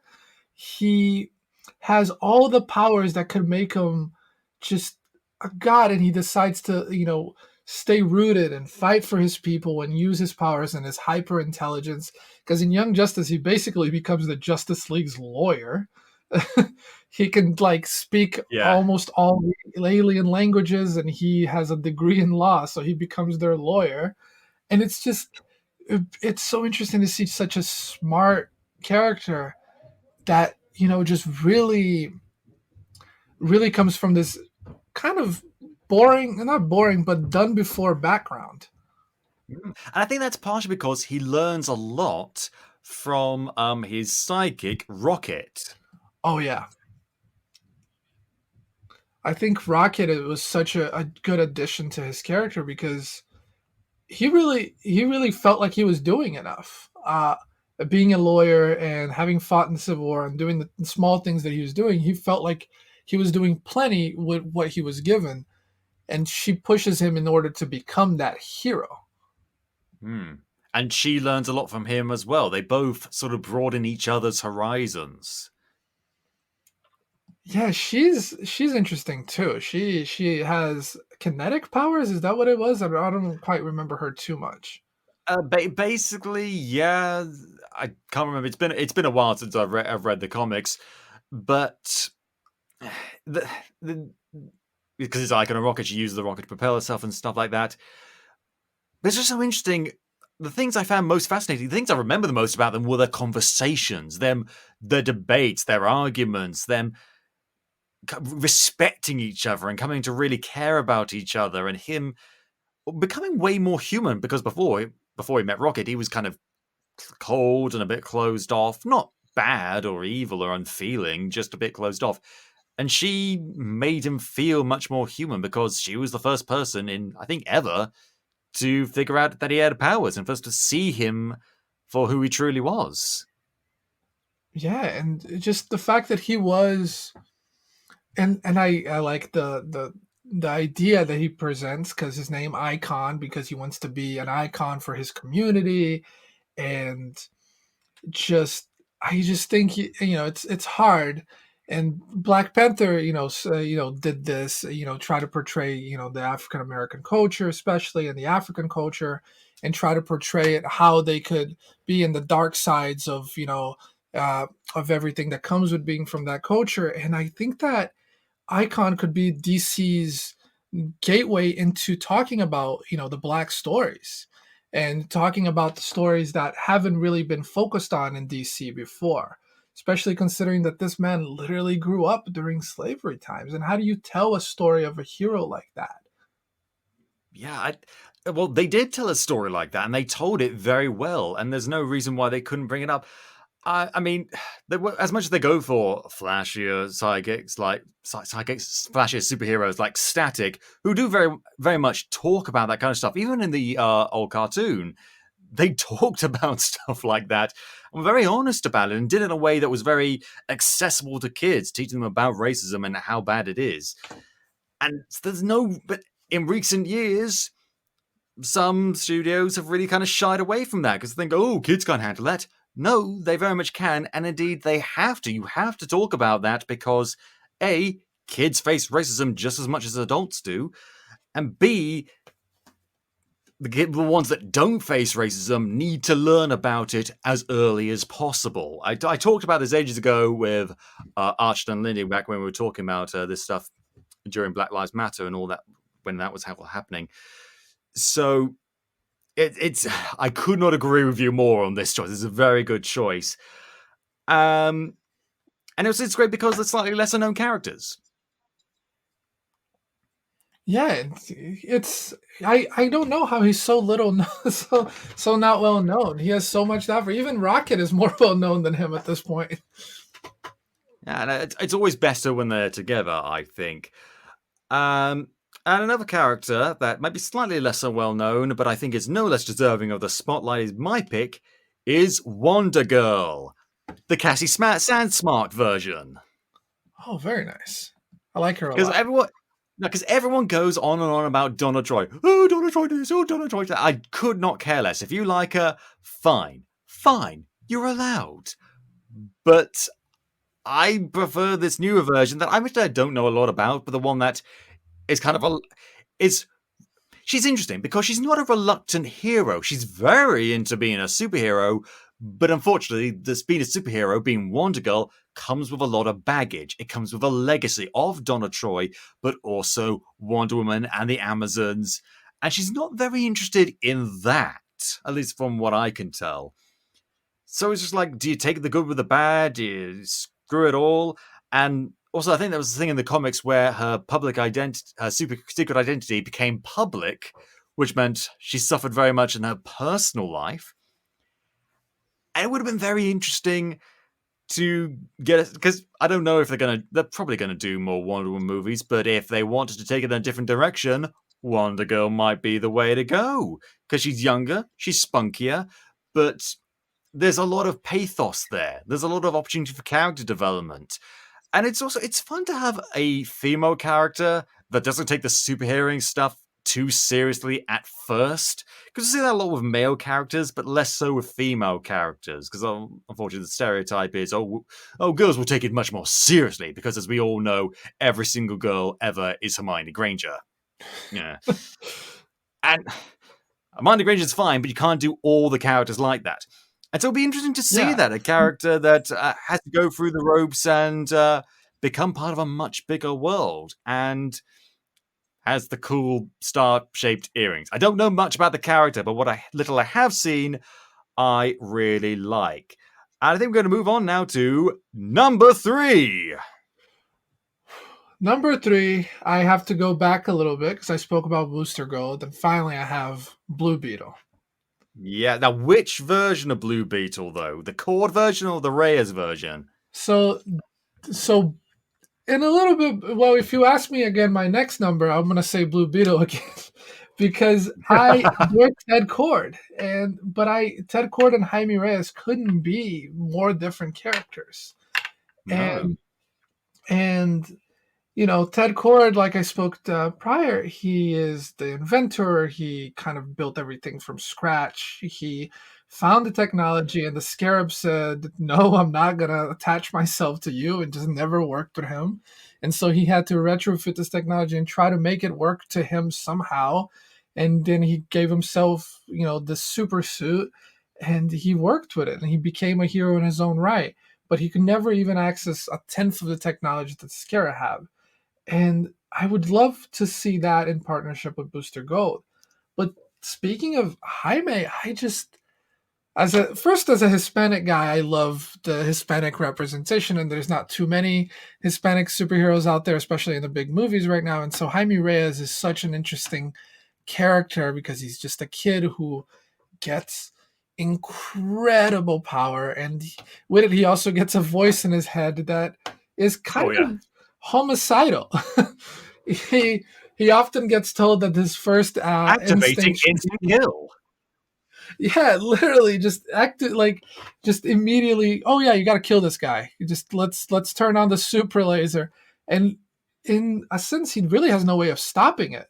So his best way is to try to reason with this thing that can't really be reasoned with, because he doesn't know how to control the beetle that well. And I think that seeing Jaime in a big screen, and it could be a kind of a piece that could be a little bit like the Spider-Man and that Marvel has done. But Jaime would just be so interesting because he doesn't come from a wealthy background. He gets all these powers, and he immediately decides to start fighting to help people. He joins Young Justice. He joins the Justice League at one point, and he comes from such humble beginnings. This is the problem. This is a problem I found with a lot of smaller characters. As soon as they get popular, everyone's just like, put them in this team, put them in that team. The same thing happened with Ms. Marvel. And it's fine with some characters, but with a lot of characters, it's just like they stood out because they were the focus. When you put them in a team, you have less time to focus on them. And it can work, but I think a lot of teams are better when you have a character that hasn't received a lot of focus in the time, has been a side character, and now they're getting pushed to the big leagues, or you have a team with brand new characters. Or each of the characters has the same sort of standing within the superhero community. Like, look at Avengers, right? Iron Man was a big deal. Hulk was a big deal. Ant-Man and Wasp were big deals. Thor were big deals. So they came together and be a superhero team of big deals. But now imagine, the Avengers, but it's Iron Man, Thor, Ant-Man, the Hulk, and also Daredevil. And it's not that Daredevil isn't a big deal. It's just that when was the last time Daredevil on his own saved the world? It's that kind of thing. And it's not like Daredevil wouldn't work hard and support the team, but they're on another level. They're on another level. And it's one of the reasons why I was never big with Spider-Man joining. Although at the time Spider-Man joined, it kind of made sense because, Spider-Man doesn't have a lot of money, a lot of time, and he wanted that support. And that worked out very well for him initially. And then it suddenly became, oh, geez, I made a horrible mistake. I should never have got involved with Tony Stark. Oh, geez, what's happening? What's one more day? And the same thing happened with Ms. Marvel. Now she's in the Champions and all sorts of stuff when she was just better off being a local superhero. And I think the same thing happened with Jaime Reyes. Jaime Reyes. It's pronounced Jaime Reyes. Sorry, I keep forgetting that. Because then when you read it, I read it as Jamie, but then you hear it online and you realize, oh, it's Jaime. Whoops. Yeah, I agree. There's too many teams, and I think that's the big thing is they don't give them enough focus as as a one person, and that's a problem because they have so much to contribute. That's one of the kind of issues that I had with the new DC Rap Tape universe that they just did for their animated that ended with Apocalypse War, is that you would watch the Teen Titans and you're like, okay, these characters are great. And then you would watch the second Teen Titans movies, and there's 5 more Titans that they don't even have voice lines. They just have screen time, like Wonder Girl. Yeah, it's it's that kind of problem, and that can work, just not with someone like Blue Beetle. But it's also because it's cool because he's a character who's very down to earth, but he's got so much power. Yeah. And it's his alien technology and the fact that he can go into talk about other things, and the Scarab being as a character would be really interesting to see too, just because it's the voice in his head that he can't control. And I like the inside jokes of people thinking that he's insane because he often talks to himself, when in reality he doesn't have to. He could just think. He could just think the things that he's thinking, and the Scarab would know. But he decides to talk to himself because that's weirder. And it's just, it would be so funny to see. That would be really funny, just watching like the bad guy, just like, is he talking to himself? Should I go? I'm gonna go. I think that could really work. And my pick actually is a character that's sort of similar in that regard. It's sort of, he's a bit more down to earth, but he's also got a lot of potential. But this character's more willing to step up to the plate, I think. And that's the Atom, but the Ryan Choi version. Oh, yes. Because we've seen a lot of the Atom Ray Palmer version in The Flash and Legends of Tomorrow and stuff like that. But I got introduced to the Ryan Choi version through Injustice 2. And it's like, oh, so it's the Atom, but he's Chinese. Okay, all right. And then I read some of the comics. I discovered that he was created by Gail Simone. Is there anything she can't do? And it's interesting because he's a superhero, but he's a superhero in like a sort of similar vein to the Fantastic Four, in that he'll fight supervillains, but a lot of his main stuff is just him going on science adventures. And out of the fact that well, let me put it this way. He's really sweet. He's very kind. He's very cute. He's very polite. And I'm just reading this thinking, Oh no, he's hot! he's just like, he's so fucking adorable. And the weird thing is, a lot of other characters within the comics seem to think the same way. So Ryan Choi was born in Hong Kong. He was a protege of Ray Palmer. Ray Palmer disappeared. And he found out that Atom stuff. It's like, well, I'm going to be Atom now because I'm going to try and find Ray Palmer. And that they just sort of run with that. He lives in Ivy Town, which is like Ivy Town or Ivy University. I can never remember. Gosh, Are they the same place? I don't remember. I think it's Ivy University. No, it is the same. Okay, so there's an Ivy University in an Ivy Town. Oh wow, that's okay. Okay, DC. Located in Massachusetts, so I'm guessing it's like a Boston sort of analog. I don't know. And apparently, I missed this, but he has been seen in Crisis on Infinite Earths in the Arrowverse. Yeah, he's apparently also. I know he's going to be in Snyder Cut actually of Justice League. Well, who isn't going to be in the fucking Snyder Cut? Could not get it. But it's interesting because it's so rare that you see a character, at least these days, who doesn't have a lot of horrible emotional baggage and is just a nice, chill dude. That's why I kind of think we need it. Because he goes on all these crazy adventures, but he's just a nice guy. And he maintains that positive outlook. And I think we need something like that. We need a guy who's just like, okay, so I have this mentor, but I haven't spent a lot of time with him. Oh no, he's missing. I'm going to dedicate my life to finding this guy because I think the world needs Ray Palmer. Yeah, and I gotta know more about him now because I'm not too familiar with him. But Ray Palmer to me is just, as much as I like the actor who does play him in the Arrow and all the Brandon Routh 30 shows. Yeah, Brandon Routh, because I like him as an actor. I just think that he plays the geeky aspect a little too far, to the point where it's like, okay, this guy, he doesn't really get a lot of chances to be the hero. He doesn't really give himself a lot of chances to be the hero. He's so down on himself all the time. And I think the way you're talking about Ryan Choi on being this positive outlook of wanting to be the hero and wanting to just be the side of it, I could really see that.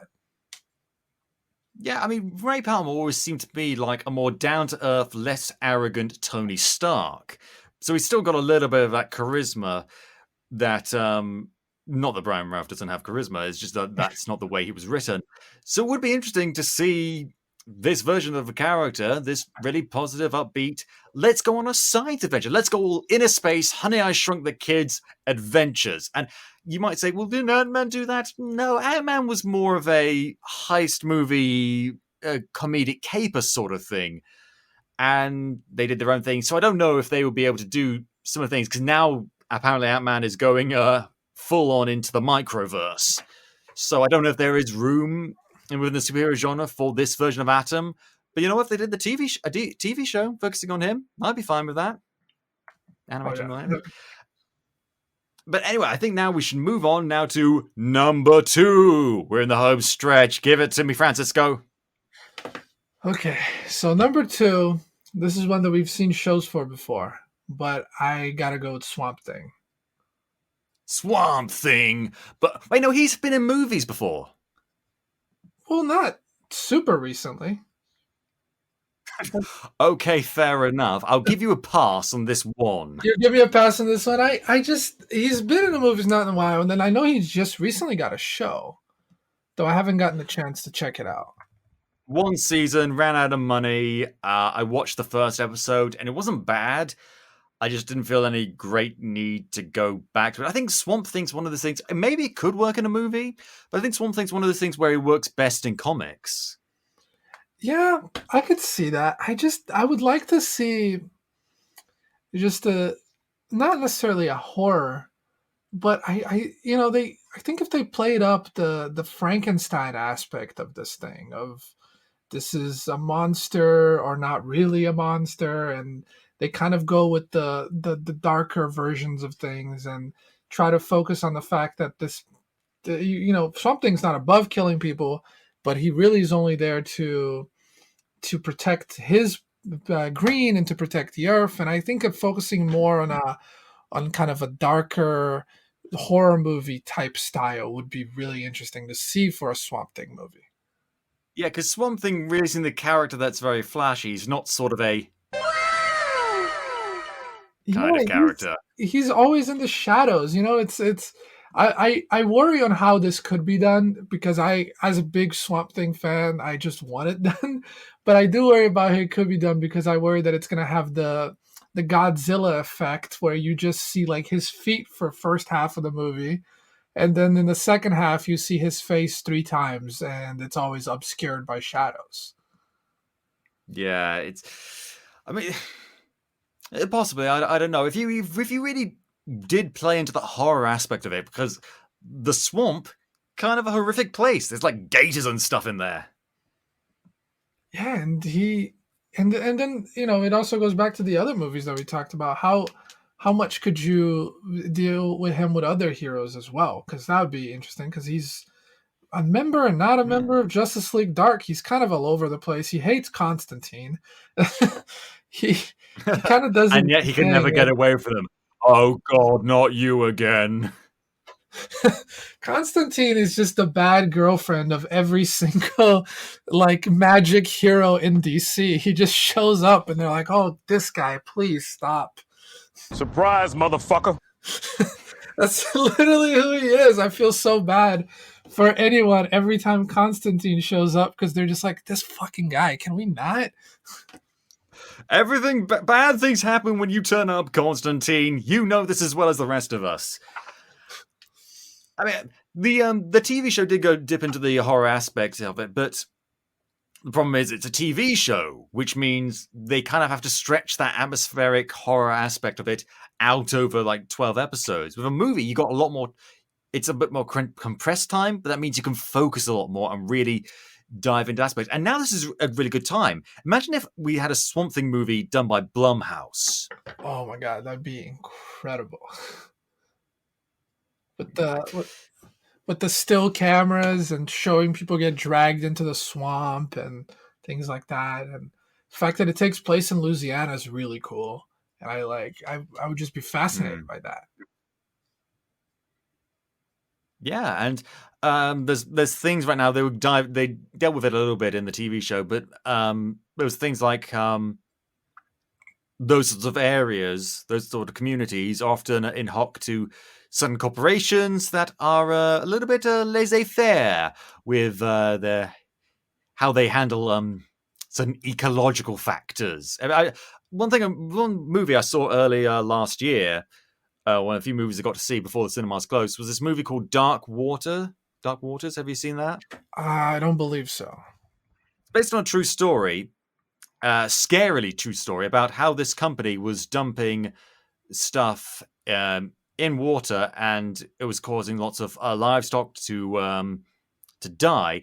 And it reveals bit by bit this twisted narrative of this company that is basically responsible for. There's this thing called microplastics.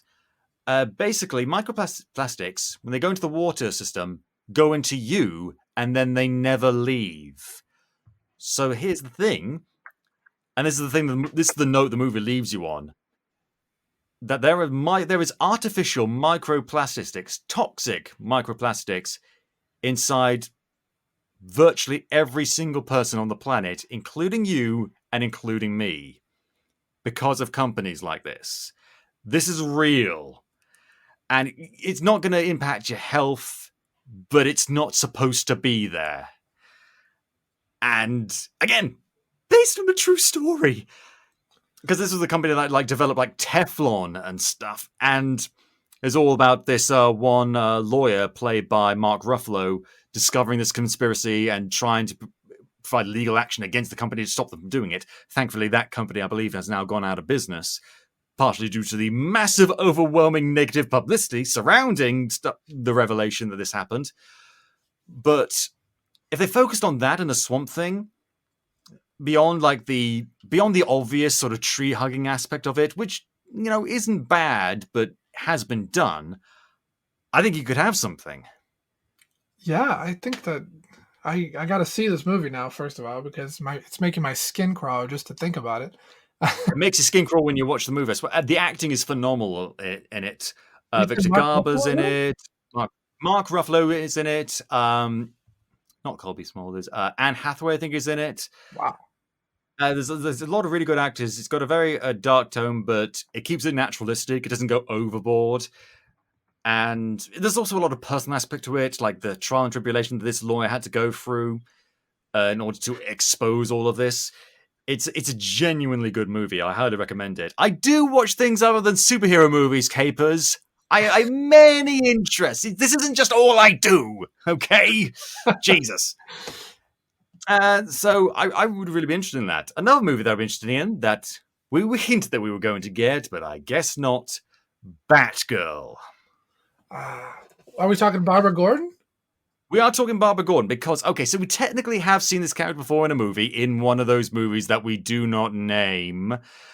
And, but it wasn't really Barbara Gordon. It was Alfred the Butler's American niece. What? I don't know. Played by Alicia Silverstone. I don't know. It's not Barbara Gordon, okay? Barbara Gordon is fucking amazing. And the character's gone through a lot of stuff recently. I say recently, it really started with not Death in the Family. What was it called? Where she gets shot. Killing Joke. Killing Joke. So again, my brain was not working. And where she gets shot by the Joker. Boo! You suck!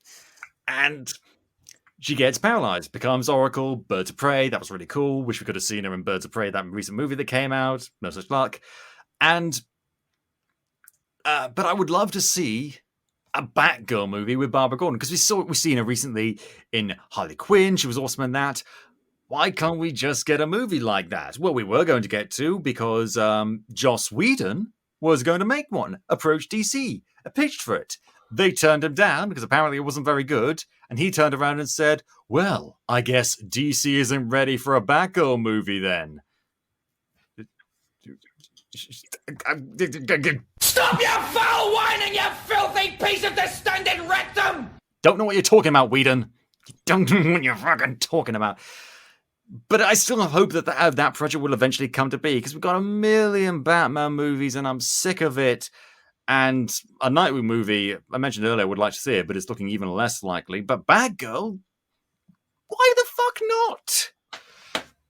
She would work so well with the characters that are already established, and even in her own universe, she has such an interesting fucking backstory. She's the daughter of the police commissioner. She becomes a superhero like Batman. She does everything by her damn self. And it's so cool because she uses her brain. She's a hacker. She's a computer expert, but she also uses physicality. And she's smart, but she doesn't have the same brooding darkness that even Nightwing or Batman has. Nightwing lost his family. Batman lost his family. She didn't. She hasn't got a lot of the emotional baggage. And sadly, though, she was given the emotional baggage when she was shot by the Joker, but has since recovered from that thanks to spine implants. It's comics. Like, If that seems like a cop-out to you, congratulations! You get a cookie.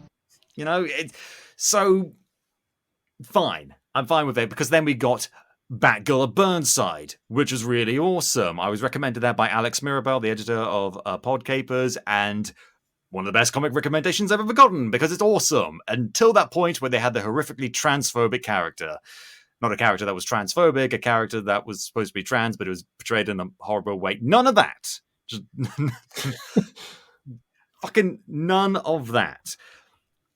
But if you really focus on the character and have make it a mystery movie, that seems like what they're doing with the upcoming new Batman movie. It seems like it's going to be a bit more of a mystery about this whole Riddler guy who's covered in duct tape for some reason. I don't know. That trailer was fascinating to me. I couldn't stop watching it. With the new Batman? Yeah, because it's like Batman is, and it looks all right, but then it shows Batman walking up to a bunch of bad guys, and he just wails at this one guy, not even like using like kung fu or karate or jujitsu. No, he just grabs one guy by the back of the head and just starts smashing him in the face. Jesus Christ, it's Jason Bourne. Seriously, it's the most brutal thing. I remember watching the trailer, and it reminded me. I think they were trying to go for the Dark Knight Returns, where he's like breaking the dude's arm in the mud pit, and it's like a huge Cerebro scene and shows that he's truly, but it didn't come off like that. It came off as Batman beating the crap out of some guy who hadn't even done anything based on the trailer. Maybe he did something in the scene beforehand, but we don't know. We didn't see that. And that's a little bit weird, but we're here to talk about Batgirl. Because that's the thing, you see. Batman became Batman because his parents died. Not Robin became Robin because, his family died. Batgirl didn't have to be Batgirl. Barbara Gordon had options. She could have done anything she wanted with her life. She chose the life of being a superhero. And I think that's fascinating, because we talked about reluctant heroes, or heroes that get into it just for the shits and giggles, or heroes that take up the mantle of a mentor. But this is another example of a character who purely wants to be a hero because they want to be a hero, because not so much a role model necessarily, although they're happy to step into that role, but because they see a problem and they want to fix it. And we kind of need something like that. Yeah, and it should be a good portrayal, should be a good role model. I think the female representation, especially younger, in movies like that could be bigger. Absolutely. And oh yeah. Plus, seeing a character and seeing Jim Gordon be more active too would be nice. Just a Jim Gordon character that isn't focused on him just being, Batman's go-to, or just standing on top of standing near a light waiting for his buddy to show up. It'd be interesting. Man, are you coming yet? I'm really cold on this roof. I always thought about how long do you think it takes Batman to get there? Because Jim has to be standing there for hours sometimes. What if there's traffic? He's driving the Batmobile and there's traffic. It's like, oh god, Jim's gonna be pissed. And he finally gets like, sorry, Jim, there was traffic downtown. And it's just Jim, but he's wearing like a dressing gown, face makeup, and like curling his hair. It's like, where were you? I was waiting for ages. My roast is ruined. It's like, I didn't tell you to make a roast. I don't know. And also the weather in Gotham City always sucks. And I like to think that he's not doing any other of his work. You know, he's a police commissioner. He probably has a million things to do, and he's just like, hey, where's the commissioner? He's in the roof again. What's he doing? Waiting for Batman. We've got like a ton of paperwork that he needs his signature.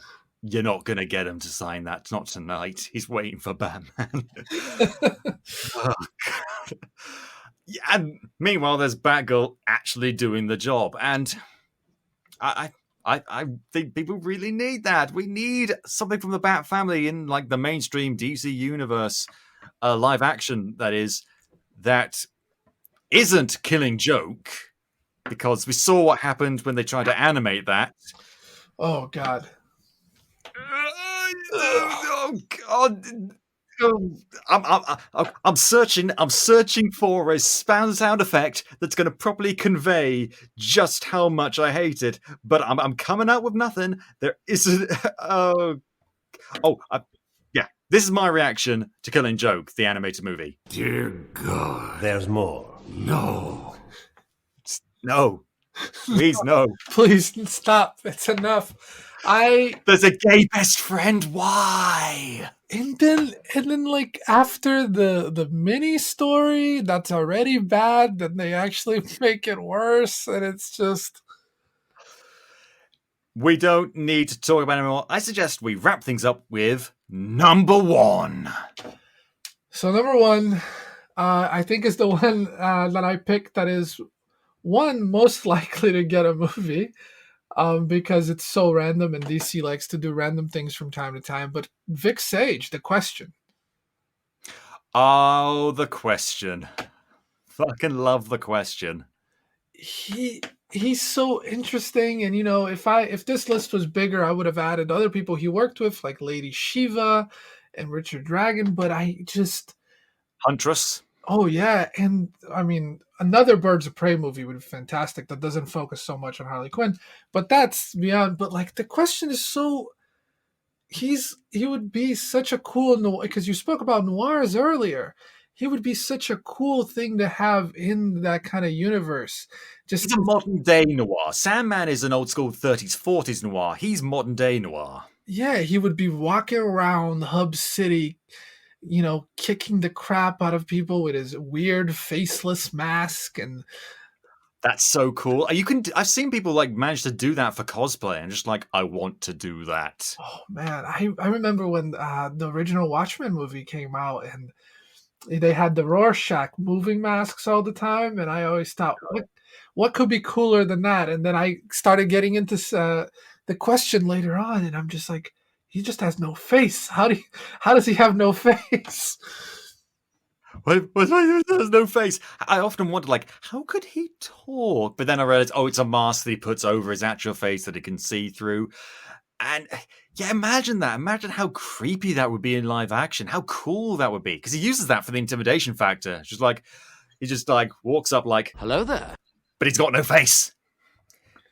Yeah, I mean, if that guy questioned me and he had no face, I would tell him everything he wants to know. I will tell you everything you want to know, Faceless Man, because I'm pretty sure I'm on drugs right now, and this is a very bad trip. Because you mentioned you really like The Question as well. Yeah, before we start the show, we were talking about how much I like The Question. And here's the thing, I don't like I don't know a lot. Every time The Question gets brought up, it gets brought up within the context of like objectivism, which I'm given to understand as some sort of connection to, is it Ayn Rand? The person who's the Question now, is that what you're asking? No, because there's this author called Ayn Rand who did like The Fountainhead and Atlas Shrugged, And a lot of people really don't like her because a lot of her philosophies are kind of bullshit. And I heard that objectivism was like one of her philosophies. I don't know for certain, so correct me if I'm wrong, Capers. But I heard that the question adhered to that philosophy. So it's just like, ooh, is this going to be weird? But no, he just, from what I can tell, I've read a few of the comics, seen a few clips of him in Justice League Unlimited. He's awesome in that because he's voiced by this this great actor who was Herbert West, the Reanimator. Can't remember his name, the actor's name. He's been in Star Trek a bunch of times. He's a very good actor, and he does a great job with the voice acting. Just because, like, please, I dig for everyone's trash. And he's one of those characters that are like, he's objectively on the side of good. He's clearly a detective, but he's like a conspiracy theorist, not detective, and so he gets results, but you're kind of wondering, is he on something? Like, this guy is weird. You talked about Jaime Reyes before, how him talking with, the voice in his head makes him seem weird, but he's objectively not insane. This guy, makes you wonder. Winners don't use drugs, except steroids, in which case, use lots of drugs. I don't know. Don't know where I stand with this guy. He's really out there. He does a lot of random things. Because we're talking Vic Sage, right? Yeah.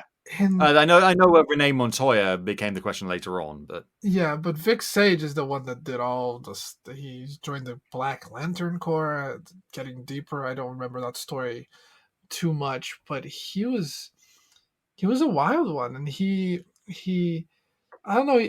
Rereading Mr. Miracle now. I don't know if anyone's gotten into that. Just the amount of drugs and all the other things. It kind of reminded me of that. Mr. Miracle. Who did that? That was off the top of my head. I'm gonna remember. I don't remember right now. Let me look it up. That was. I don't remember who did the new one.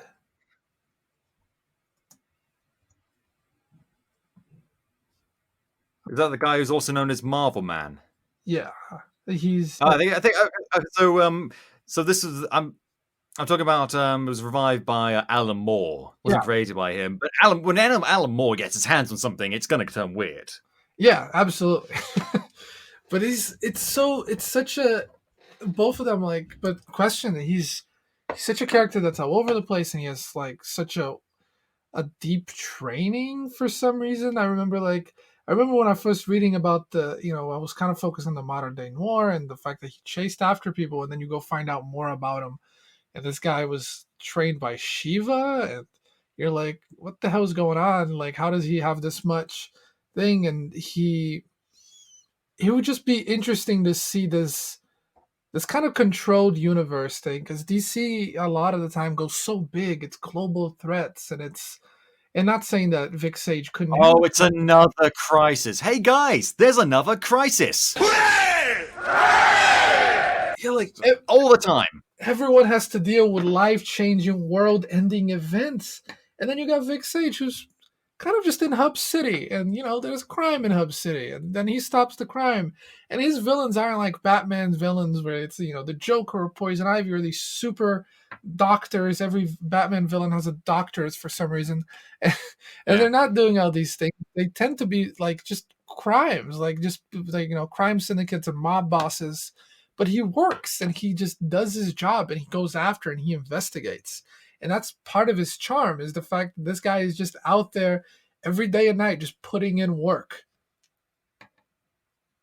Yeah, and he very much he is kind of like a working class hero. I don't know exactly if that is his class, but he focuses very much on street level crime, but he doesn't have all of Batman's gadgets. He just have like a color changing gas that uses to change his hair color, his clothes color, and activate his face mask, and a car. That's it. And he just makes do. He always seems like he's kind of living on the edge. He's kind of like the DC equivalent of Moon Knight, except with less gadgets. Yeah.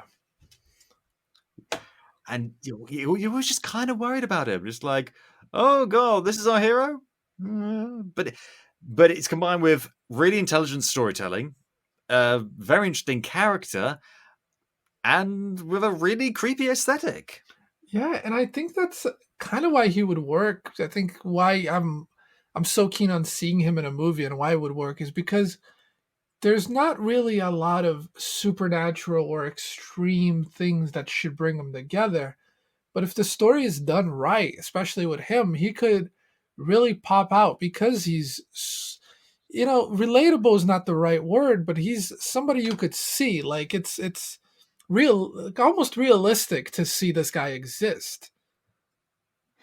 Yeah, because except for the mask thing, he could be anyone. Yeah. Because I mean, was talking about Sandman earlier. Wesley Dodds has prophetic dreams and has that connection with Morpheus. So that's not everyone. Vic Sage very much could be anyone. Although I'm not sure you'd want to be. Yeah. I'm totally on board with that, but we must find the end with my number one pick.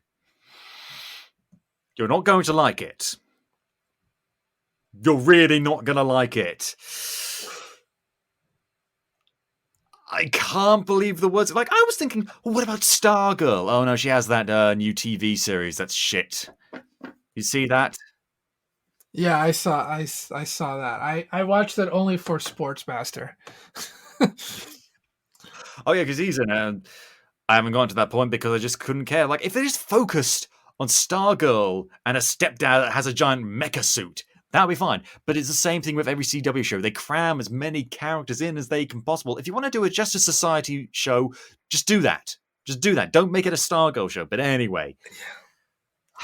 I just don't know why their episodes are so long. It's an hour episode, 22 episodes a season. If they cut that in half, they could actually tell the story they wanted to tell, and less people would hate it. You just don't know. But anyway, that's not the character I do want to talk about. The character I want to talk about for a DC movie, and I am serious, Arm Fall Off Boy.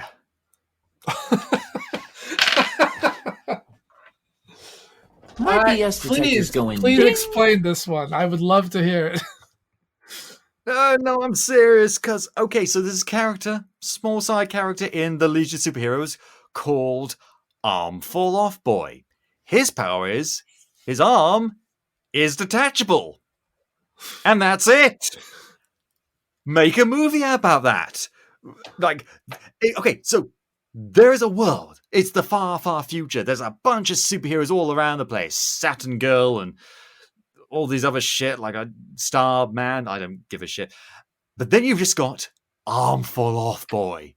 That's his only power. Arm Fall Off. That's it. Movie.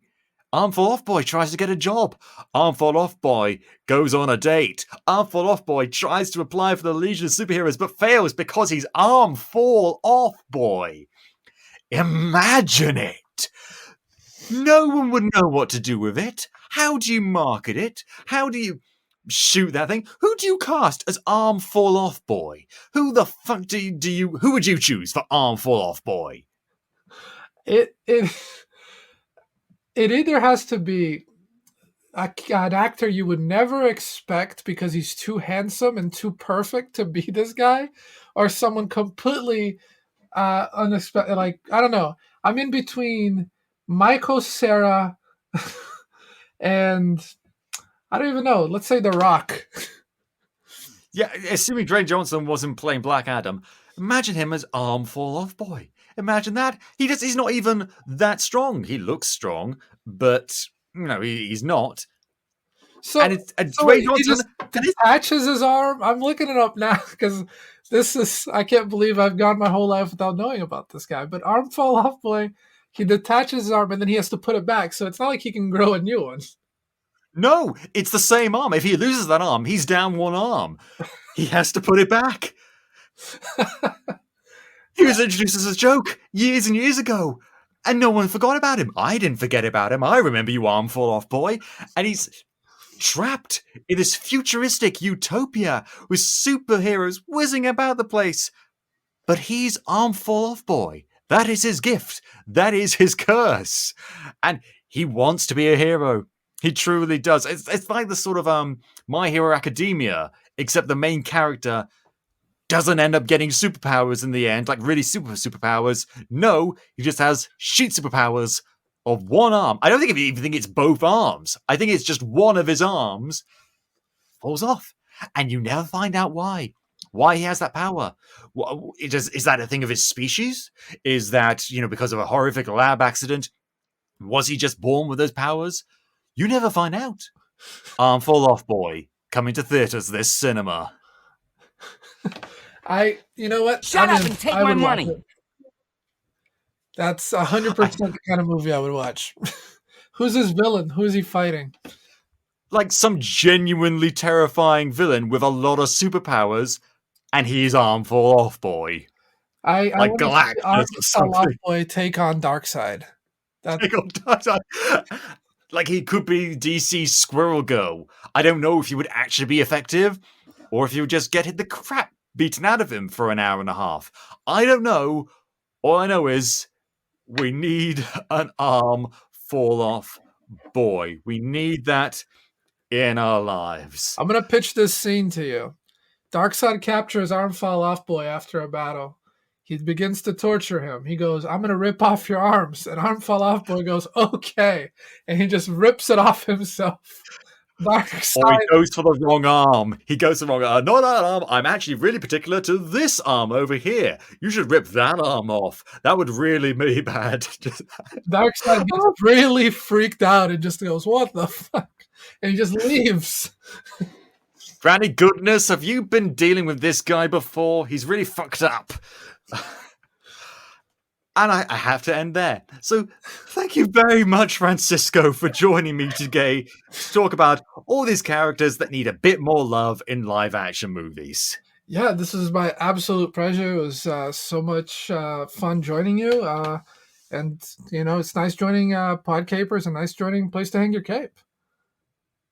We're very glad to have you here. So Capers, be sure to go and check out his articles when they pop up on the site. But if you enjoy the show, please tell your friends. Shout it from the rooftops.